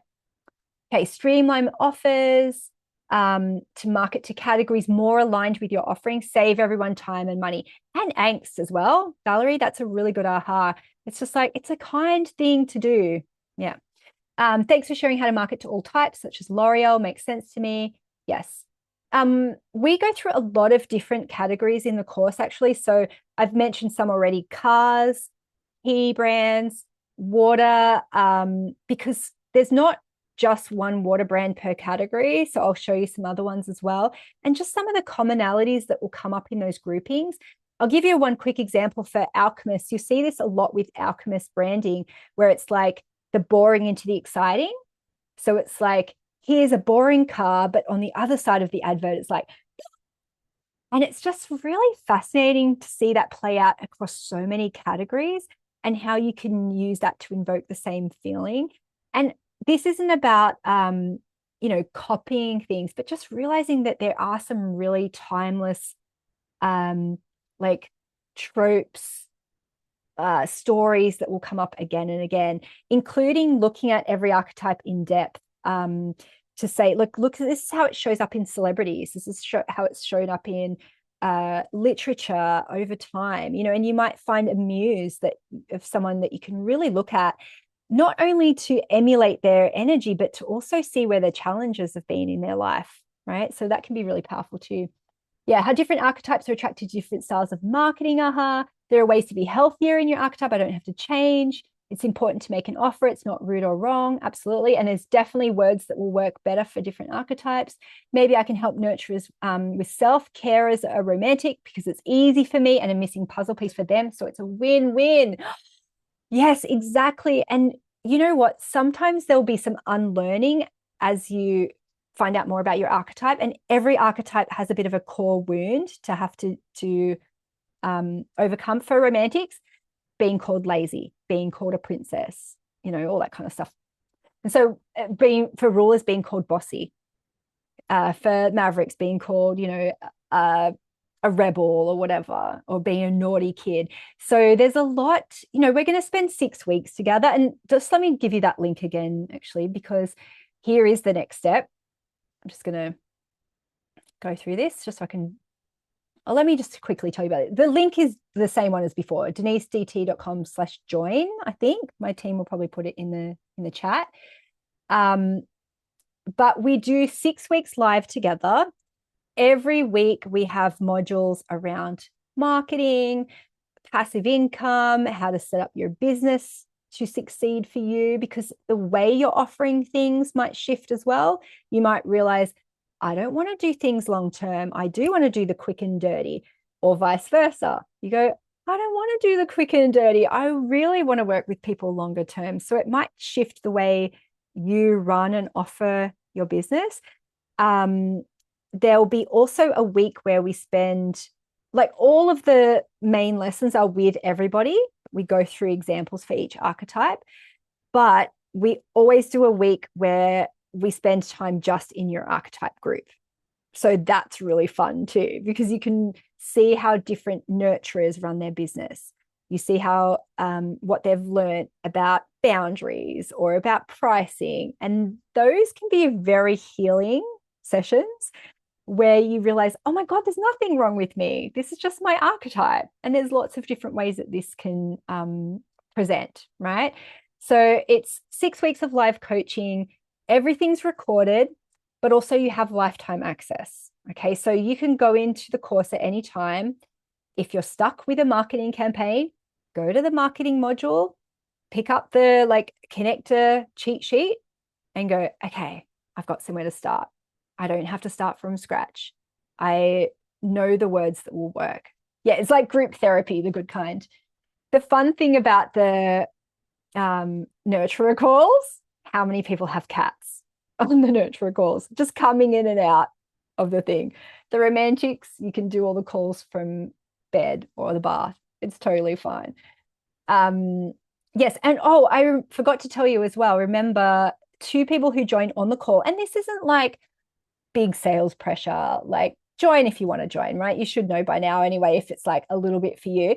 2 people who joined today, we're going to pull out the numbers. Let's pull out 2 names to have private coaching with me. So we can look at your archetypes in depth and have a little bit of a one-on-one, which I don't even offer anymore. So it literally is priceless because I don't do it. It's not my archetype.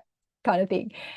But everyone else who joins as well, you get to do this 6 weeks of coaching that I only do once a year. We have a really amazing group as well, so you can see how it goes into practice. And also, because we have lifetime access, you'll have people who have been there for 5 years, and they can also help you and see how it's evolved over time. Okay. So yeah, I only do this once a year, Valerie. So thank you for the question. It's okay if you're in another course. And I'm not, again, this is not like a salesy thing. It's literally like this gives you a lens be able to see and filter advice. So it actually does work quite well if you are in other courses or masterminds, because I think it helps you to digest that information in a different way, if that makes sense. And also, it's one of those things that is a bit pick and mix. You don't have to come to the calls live.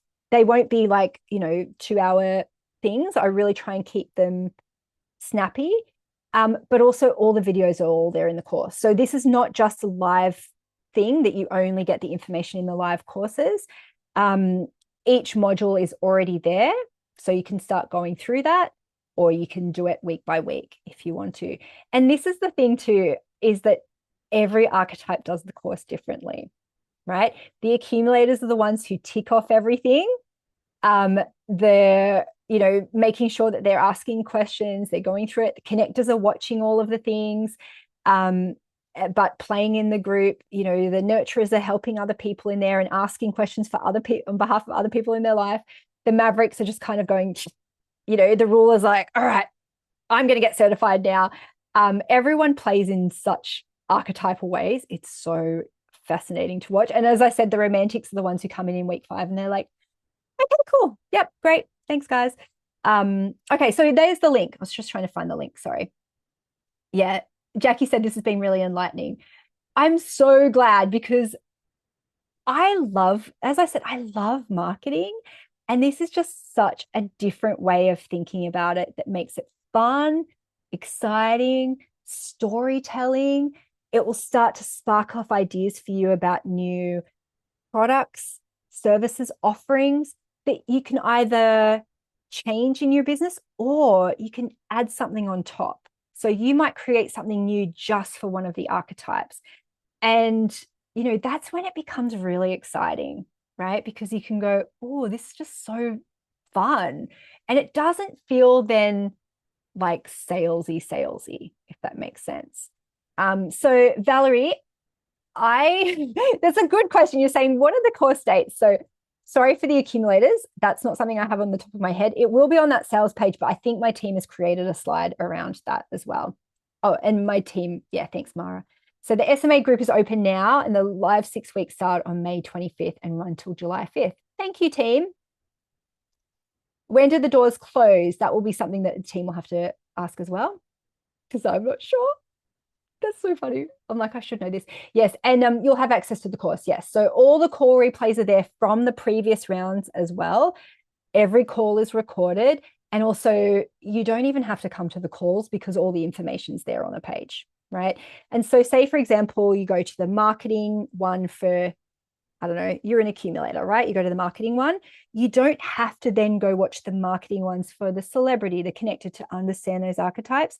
There's on your marketing page, there'll be and if you have this in your top 3, you can just click a little summary of the celebrity thing, of the connector one. I've made it really easy. It was a bloody nightmare to create, but I've made it really easy for you to pick and choose in the way that you like to learn.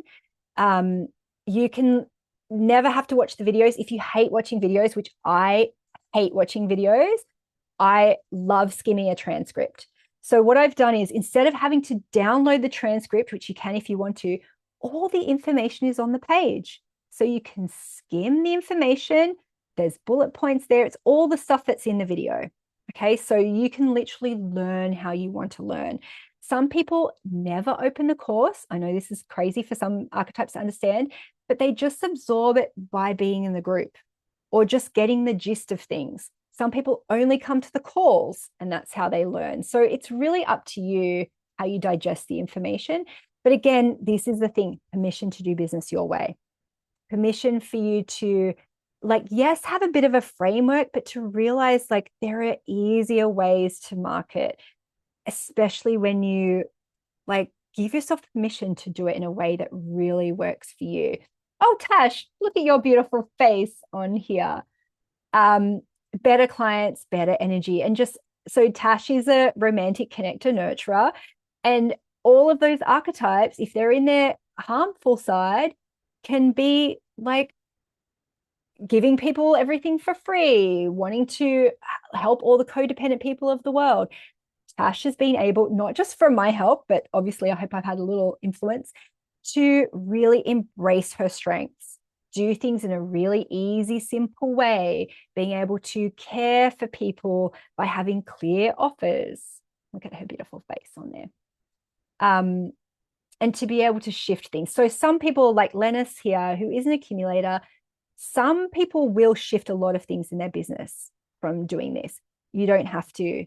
You can just make little tweaks, and you can probably already start to, your brain can probably already start to think about that, to be like, oh yeah, I can see how I can tweak this marketing. Oh, I can see how this offer didn't land because it wasn't speaking the right language. Oh, you might even just be like, I have no idea where to start. I don't even know who my clients are.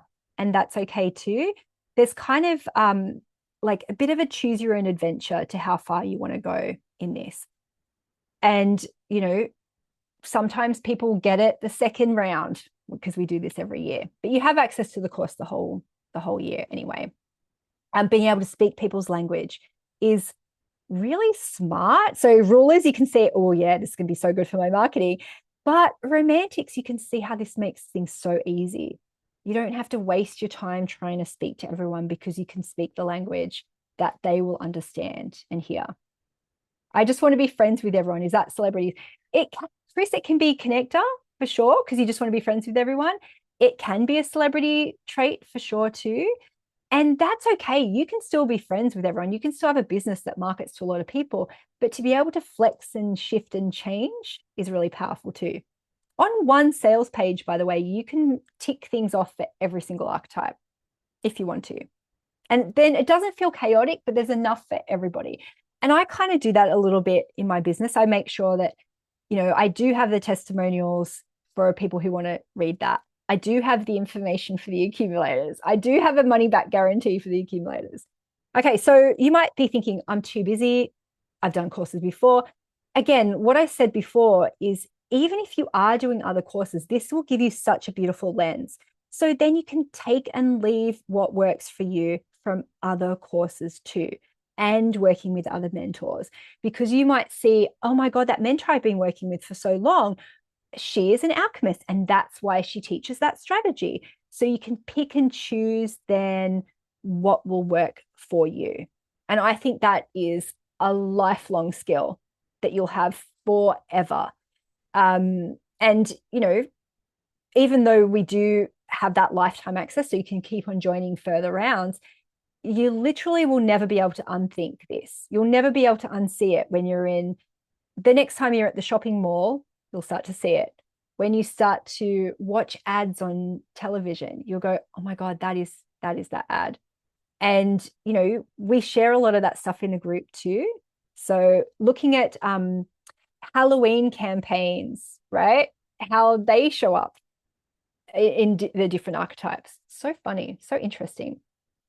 Okay. So yes, there is a pay in your own currency. I'm not sure about Canadian dollars. I think so, Megan, but that's a question for my team. If one of my team can reach out to you about that one too. Okay, what if I like being alone and less connected? There's nothing wrong with that. Okay, nothing wrong with that. But again, if you've had connected mentors, you might feel like a real bitch for not wanting to do that. Okay, and like I get that. As a ruler, I've always tried to, at Ruler Maverick, I've always tried to be a bit of a lone wolf. I don't need a lot of connection. But my business, this is where we go into another little tangent. My business actually has different archetypes than me. That's another layer, right? My business, as in the Lucky Bee brand, has very connector, best friend energy. That is not my personal archetype. So your business can have different archetypes to you. Oh, does that make sense? Does that make sense? So I totally get it. And I just want to give you that permission, right? Yeah, I want to give you that permission. All right. So why now? Once a year. I literally only do this once a year.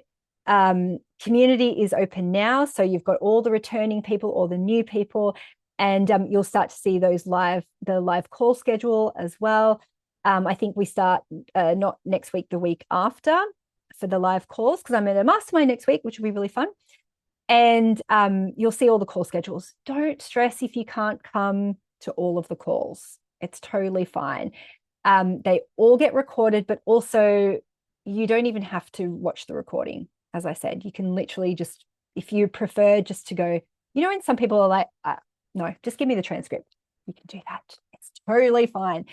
And this is my favorite time of the year. I love teaching this course, but because I have my money bootcamp open all year round, and I only want to do this once a year because it's intense. It is intense, and it is super, super fun to do it. Okay, so yeah, really looking to this live round. It's always really fun as well as enlightening. The ahas are priceless. Absolutely.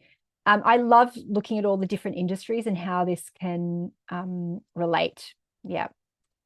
What your business can have different archetypes. Yes. Yeah. So think about that when people always say to me, I feel like we're best friends. I feel like you're my friend next door. Give me advice.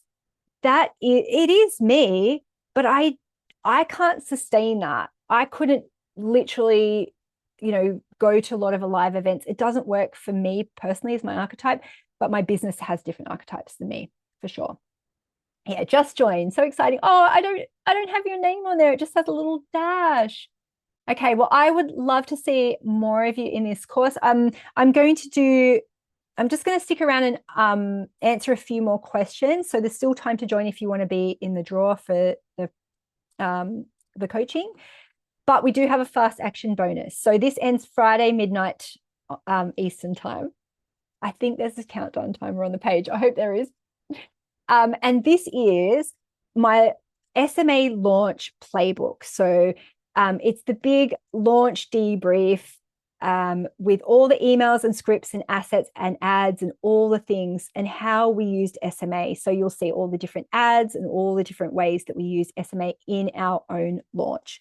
So that is the fast action bonus. Someone asked that in the chat. Yes. Okay.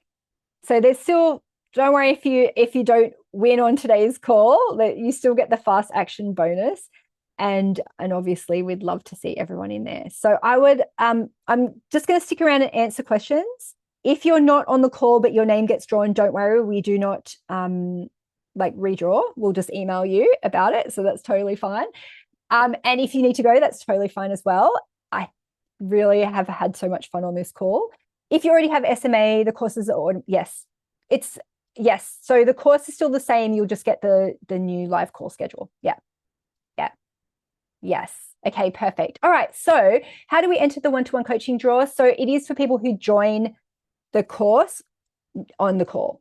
Okay. So I'm going to set a timer. I'm going to announce that in 15 minutes. So you've got another 15 minutes. I know some people hate the time thing on that, and I totally get it. This is just another fun little incentive, okay, for people to join. Because sometimes people like that little fun, lucky thing as well. Jade, that will be a question from my team. So I'll get one of my teams to do that yeah. Is this session recorded? Yes, Alex, it is. Yeah. So we'll send out the recording when that's available too. Okay. So tell me your questions about, doesn't have to be about the course. Ask me your questions about SMA stuff, like as in your archetypes. And I'm setting a timer. Hey, Siri, can you set a timer for 15 minutes? I think that worked. Yeah. Okay, cool. And then I'll announce the draw then. But as I said, if you've already joined, you don't have to hang around to see if you've won. We'll email you if you've won. Okay, Maya said, going to buy a bunch of magazines and start learning who they're advertising to so I can lock in my natural client. Yes, and I mean, there will be magazines that are for a particular client. So look at the covers, go to the newsagents and go, okay, look at all the different homeware magazines. What is for nurturers? What is for celebrities? And just even look at the words and the pictures and the imagery and even the colors. We do a branding lesson, and we talk about the different colors and taglines that different businesses have used. And again, there's no like right or wrong, but you'll definitely see themes, even in themes in font. Like when you look at the Maverick fonts and you see, oh, wow, they're using like lots of jagged, pointy fonts and like rock and roll fonts, even if their business is not rock and roll. Like you'll see that kind of again and again, and common colors and shapes that are used. So if you've ever been interested in like color theory, it's not my area of expertise, but of course, you know, we can look at it from an SMA, like an archetype kind of thing. You'll see the same things come up again and again, like what brands use nature, what brands use nostalgia, what brands use particular colors to signify things. It is so fun and geeky if you're interested in that kind of stuff. Okay. Yes. Hi, Eva. I'm so excited to learn about your business and to help you. Yay. Okay. So, Marissa, your question is just coming to me, but that's fine. I'll read it out. If your niche are mostly women in business, do you think most of my clients will be rulers and accumulators? No, you'll be really surprised actually. And this is where you can, if you've got a group or a client group, you can send the quiz link out to them and then ask them to tell you, because I had no idea that I was attracting accumulators and nurturers until I did that. And it was really enlightening. And even to ask them, what are you attracted to me for? What, and realizing that I had more of a missing puzzle piece business than a monkey see, monkey do kind of business, if that makes sense. So you, like, every archetype can be in any profession, right? So don't assume. I wouldn't assume. You might be naturally attracting one archetype more than another. Whenever we have a new cohort of people come in, we always do that poll again to say, what are your archetypes? It always comes out fairly similar in my groups because that's just who I'm attracted to. Not necessarily that's the, you know, allocation. Does that make sense? Okay, I don't really like to work with accumulators like me, too much overthinking. How do I stop attracting them? So there's a couple of ways. So you can get clearer on who you would prefer to attract if you want to, and then double down on that language, and that might naturally repel them. But also you could, if you wanted to, there could be a couple of things that you could do to repel those accumulators. It's also okay just to write, this is not for you if. And I've seen this done really well with one of my friends, Catherine Hocking. She used to do an e-course about how to, you know, create your expertise and put it into an e-course. And she'd be like, this is for you if you have a team already in place. You have this. This is not for you if, and there was like 5 bullet points. It's okay to be explicit like that as well. But sometimes just you naturally kind of getting clearer on who you want to attract, it does start to crowd out, if that makes sense, the people that you don't want to attract. Also, you might realize that you don't want to work with a particular archetype in their unhealthy expression. You prefer to work with them who have already, like I attract accumulators, but I cannot work with ones who are really in their super, super Scrooge, skeptical side. So it's a spectrum because I'm too wishy-washy for them anyway. They don't like it. So the accumulators I attract are people who can excuse the occasional Denise ADHD-ness, but also know that I'm a missing puzzle piece for them. Okay. I was a hair and makeup artist. This makes sense for that career. I'm now painting and selling art. Very different. Yes, exactly. There is art for every archetype. There is a hair salon for every archetype. Yeah. Okay, your celebrity video made me like you more. And so that's so interesting, Chris, because celebrity for me is one of my low archetypes, and I can only borrow that energy for a certain amount of time. So I loved creating the set for the celebrity videos. And also in the course too, you can see all the sets and stuff. The celebrity one had like beautiful shoes and candles and fluffiness and shininess. And it was like really a little bit confronting for me to step into that. I can borrow that energy for a little time. It's just not my natural. I can't sustain it. So even if a celebrity is like, oh, Denise, cool, I love that. I'm like, by the end of the videos, you're gonna be like, oh, she has really frizzy hair. That's why I attract celebrities who are like, oh, I know that's my missing puzzle piece. I can't get glamour from Denise, but I could get that missing puzzle piece. Yeah. Okay. Color theory to subliminal messages. Yes. Okay. All right. Yep. Someone's sending you a link for the Canadian dollars. Sell who you want to sell to use the work she talked about. I know, Maya, but that is, I wonder if you got some ruler in that, because your ruler is just like, just do the obvious thing, right?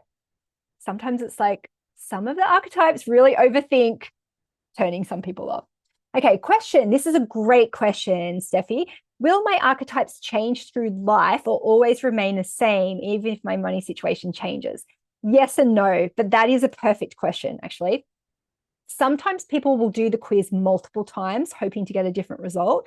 And the problem with that is that you start to try and reverse engineer the questions a little bit. So I would say most of the time our archetypes do not change. We just find the healthier expression of them. However, I have been in times where my ruler was overwhelmingly the most dominant archetype in my life. I feel like the last couple of years, especially as I've gone into perimenopause, I've allowed my romantic to drive more of my decisions. Okay, so it's a dilution thing, I think, right? You always have that archetype, but sometimes you're diluting it a little bit to either you're in a different phase of life, or you need to be in hustle mode, so you're like double down on that energy, but it doesn't necessarily change. Does that make sense? Sometimes I'll get people come in and they go, I really don't want to be this archetype and I want to be something else. And that's only because you don't really appreciate the full spectrum of that.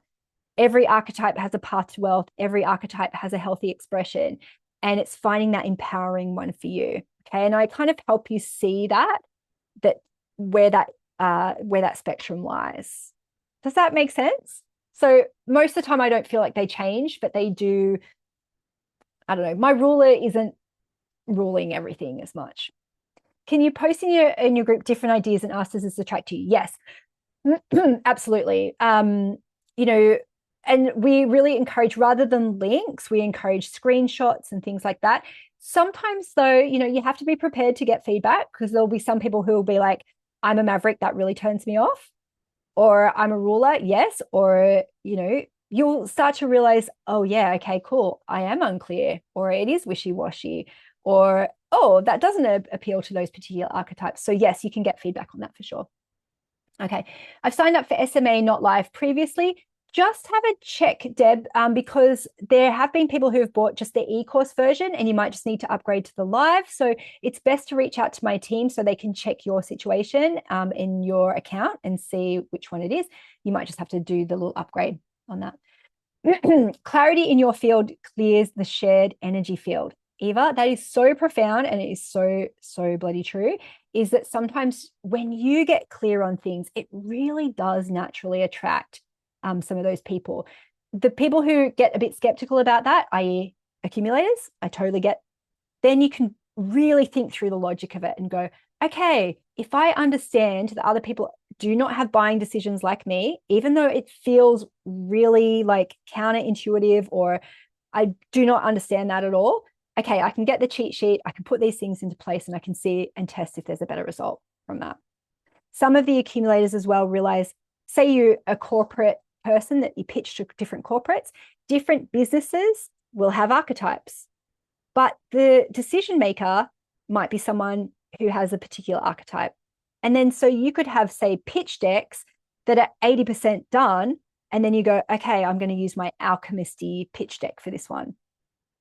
And it's realizing, oh, this isn't about me, this is about other people. Okay, so that can be really, really good as well. All right.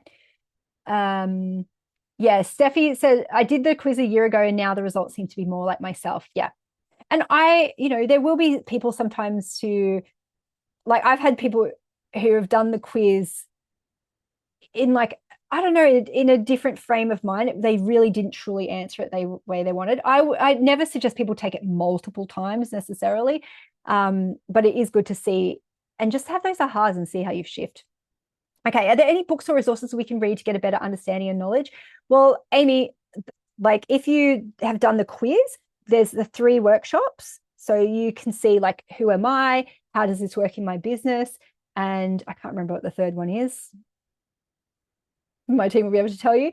They're the resources I can offer you. Yeah. And then if you want to go into it deeper, then I've got the course to go into it deeper. Okay. Sunshine, when I got ruler, I was in a heavy build creation phase in my business and had to get it done in a certain time frame. Yeah. So different archetypes, I think, serve you at different times in your life, but also in different things. You know, like if I'm speaking at a conference, I do need to dial up that celebrity in me. I do need to bring that connector energy in to be able to network and to be extroverted a little bit. And so there'll be tips and tricks that I use to get myself into that frame of mind. And as I said, there's a module about that too, about how to bring forth different archetypes for seasons, for projects, for different reasons. Yeah. Okay. Bonus offer, it's Eastern time zone. Yeah. Okay, Jade. Yay! I can't wait to hear more about your business, Jade. That's really exciting. Okay, is there one archetype that exists in greater numbers than another? I don't know about the general population. I would say if you looked and broke it down for countries, they're definitely, if you think about some countries, they have a very strong archetypal vibe. And I think that's a really fascinating conversation too. There'll be industries that have concentrations of archetypes. So if you think of like the accounting industry, right? There will be an over representation of accumulators because they're drawn to that industry. But there'll be people who are outliers in that. And if you think of countries, like if you think of Britain, right? The archetype of Britain in lots of ways is tradition. Okay, so I think of the late Queen Elizabeth II as a monarch, accumulator, ruler. That's the energy of her, right? And so you look at Australia and you think, okay, well, connection, mateship is one of our cultures. So it's a very kind of connector, romantic kind of culture. And then you look at cities. New York is a very ruler type city. Okay, that doesn't mean that everyone who lives there is a ruler. So it's just like you can see the concentrations, I think, in countries, cities, industries. And yeah, I think that's fascinating to look at as well. So, Steffi, this is a great question. Do we join all calls for our 3 archetypes or just the main archetype calls? So all of the main module calls, everyone goes together because I go through the information for all archetypes. And the reason why I do that is because it's important for yourself, but also you'll see the patterns in friends, family, clients. Okay. But there's that 1 week where we just have the call for our archetypes. And you are welcome in that week. I would suggest come to your main archetype. And then if you have time, you can come to your other ones. Sometimes people lurk in them. And I'll say to, like, if you're not a nurturer, but you want to lurk, it's totally fine to come to that nurture call. But we just ask you not to like insert your rulerness into it. You can just lurk in that one, if that makes sense. Yeah. But we do most of the calls together because I want you to see and understand. Yeah. And you think, how does that work? It just works and you will see it. And you'll see sometimes too how my voice shifts talking to the different archetypes. And I just naturally do it now. You know, for the rulers, I can be just like, yeah, we're just going to do it. And then it's like, nurturers, it's okay. We can do this. We've got this. I have to be a bit more reassuring and not my normal rulerness self. Yeah. Mm-hmm. Marissa, yeah, someone will reach out to you. If you just send a note to the team, info@DeniseDT, they can sort you out. Yeah. Okay. So again, we sometimes assume that we know, and we don't. And you might also live in a country or a city where the general vibe of the city is one archetype and you feel out of step, or you feel like, okay, that's the timer. Mark's going to tell me the first winner. You feel out of step, or you feel weird, or you feel like an outlier in your industry. And it's okay to be different. You just find the people who want that differentness, if that makes sense. Yeah. Accumulators, I should have covered this so much earlier too, by the way, but we do have a money back guarantee. It's 14 days. So you can get in, you can start watching. Is that spelled right? You can start watching the modules, and if it's not for you, it's totally fine. We don't make you jump through hoops, by the way. I'm not about that life. But there is just that extra bit of reassurance for the accumulators. Okay. You can pay in full, you can do payment plans, you can do in different currencies. That's totally up to you. Okay, Mark, can you please text me the first winner? I probably have to take my phone off airplane mode. Okay, so the first winner, drum roll, is Steffi Hulk. I hope I'm pronouncing your surname right, Hauk. You are the first winner. My team will reach out to you about scheduling our one-to-one coaching session. Let me just answer a couple more questions and then Mark will send me the second one. So there's still time to join if you want to. Okay, so Cheryl said, I didn't think about marketing to different countries. So you can think about this in, like, if you were doing a marketing campaign, you could do different ads. So you can be like, okay, this is going to be our accumulator ad that has a bit more information that will just slide off, the brain of some other people. Okay, I'm going to do information about this for that particular campaign. We do sometimes do geographical campaigns. You could do it through the archetypes in that as well. You can find people who are like in or out of step of their culture and their archetype. Yeah. But congratulations, Steffi. Thank you for that. Okay, so a couple more questions. All right. Is it Melania? I feel like my maverick is at odds with my romantic. I have lots of ideas, want to create an offer that's ongoing, such as a membership, but then the romantic in me feels like obligating myself to show up consistently. Yes. Oh my God. I'm so glad you brought this up. So one of our modules is about business models. Okay.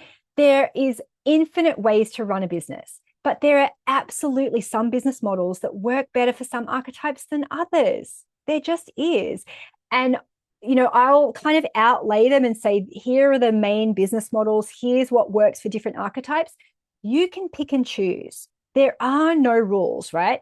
But I would say with Maverick and Romantic, your Maverick can sell anything to anyone.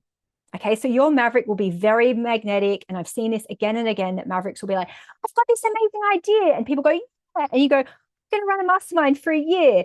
And people go, oh my God, here, take our money. And then you get to month 2 and 3 and you are like, I don't want to do this anymore. I don't want to do this anymore. Your romantic will be like, this is so much hard work. So that does not mean that Mavericks and Romantics can't do memberships, but you'll have to realize that will come up for you. So then that means that you can put in a team in place. You can pre-schedule all of the content for the whole year, your Maverick will be so excited to try and do that, and your romantic will be so grateful. You can have a different topic every month to keep it exciting and fresh and new for you. You can bring in guest people to come and help you with that. There's so many ways that you can do it. My job is to tell you the pitfalls. So then you don't do what I've seen people do countless times, sell stuff, get bored, burn their whole business down, like piss off people, have to run away and do it again, right? And so that's the kind of detail that we offer in this, right? Of going, instead of doing that, what might work better for you is to do a quick and dirty, do a really quick weekend where it's all condensed, or you do, equal. There's so many ways to do it. Okay, so thank you for asking that question. That's a good one. Okay. I would assume that most folks from India are accumulators. No, this is the thing. I think there's flavors for sure. And you got to think of it again as dilution. Like, would a particular archetype be overrepresented in a country? Absolutely. But there's always going to be different flavors of that, right? So you'll have people who are accumulator alchemists, accumulator rulers, and different cities will have their own like overwhelming flavor. Doesn't mean that everyone is the same. It's just then you'll feel in or out of step with that. You'll feel like you go against the grain. And what's maverick in one culture, by the way, might be completely different in another culture. Me, like I worked for PricewaterhouseCoopers a little bit in my 20s. I'm not a real rule breaker, but I felt like the biggest rebel in that company because I was so out of step with the culture of the company. Okay, does that make sense? Yeah. Okay. Yeah, I came out as a nurturer, but it doesn't feel like my number one. So Renee, that is definitely something that in the first week, we start to talk about the scores, what the scores mean. Sometimes people take a little while to reconcile their archetype because they only have maybe a negative depiction of what their archetype is. So then you might go, oh no, that actually is me. But sometimes people do the quiz wrong. Sometimes people do them opposite and you literally get an opposite. It's very rare, but it's totally okay. I think as we go on, it's not like you do the quiz once and you're branded for life with that. You'll see that there's so many nuances within it. Okay, so maybe you just don't fully appreciate all of those. Maybe your other archetypes have very similar scores. So it's a bit like, if you're tied, it could be, we go through that in the first week because there's a lot of nuance around that. Okay, let me just see. Yes, okay. Sunshine, I ran Word Witchery for 4 years. I love that. I slept like a month after closing it. I loved it, but putting on as a course hub thing was definitely the move. Yeah. Okay. All right, Mark, can you please send me the second prize winner? And of course, everyone who joins, you still have that fast action bonus. And of course, there's going to be lots of extra goodies and bonuses and all that kind of stuff. So if you go to the website, just especially if you're an accumulator and you need to really sit and read it, you've got time. It's totally fine. Okay. This was just a little fun thing that we do on the day. Okay. So the second winner is Alison Kaiser. Hi. So that's Kysia. Hopefully I pronounced that right as well. Alison Kaiser. And you have won a one-on-one session with me. Yay. So we can go through your business. I'm so looking forward to both those sessions. Okay. So you don't have to have everything figured out. I know I've given you a lot of information. You might be like, oh my God, there's so much, or your brain might be buzzing with possibilities. Okay. And I'm just here to help you, to give you permission to run your business in a way that really works for you, to help you make things easy and more magnetic. So then, as I said, we can transcend trends, transcend the stress about technology, and really serve the people that we're meant to serve in a way that's sustainable and enjoyable for us. That's what it is. Okay. So if you've enjoyed this session, you're going to love doing the course. I hope I've given you some really good ahas to think about. And yeah, I'd love to see so many of you in the course. So how does ADHD affect money archetypes? It's a really interesting question, right? Because every archetype, as I said, can have like really extreme examples. And, I've done this course pre and post diagnosis for ADHD. And I think it's helped me to understand some of my extremes a little bit better. Yeah. And I haven't done the research to see if some archetypes are overrepresented with ADHD people.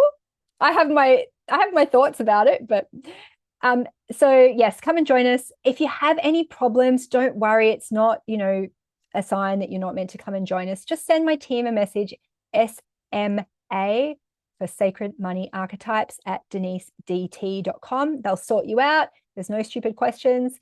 And they'll point you to, whatever you need to make a decision with, whether you need to see more testimonials, you want to know if it works for your industry, you want to know exactly what's in the course and it's not covered on the sales page. We're here to help. Yes. So thank you for joining. Thank you for all your beautiful comments. You can see how geeked out I get about marketing, and I can't wait to dive in even more to it and to help you make those tweaks to make your life and business a little bit easier and more fun.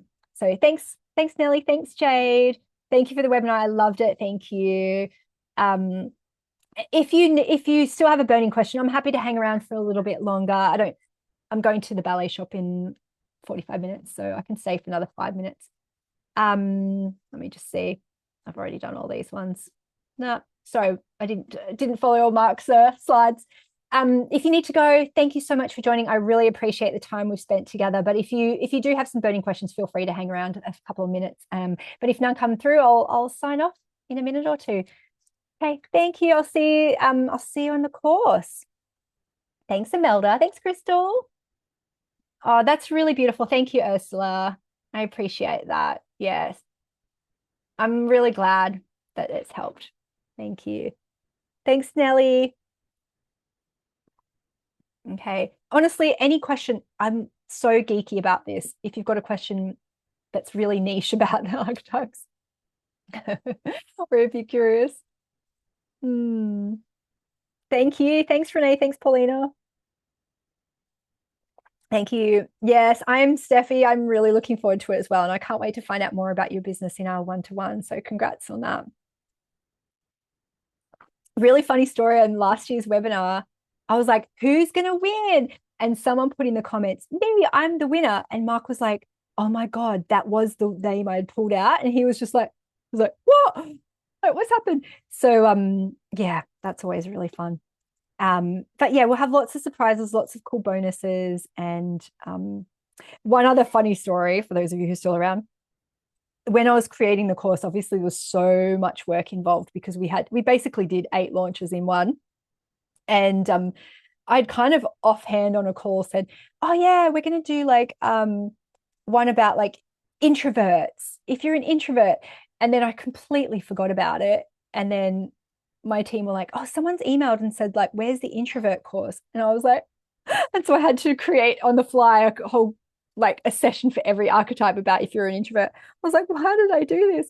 But that is so me. That's my ruler maverick impulsivity. I'm just like, let's create another thing, no problem. And then my team's like, you have to create it now. I'm like, damn it.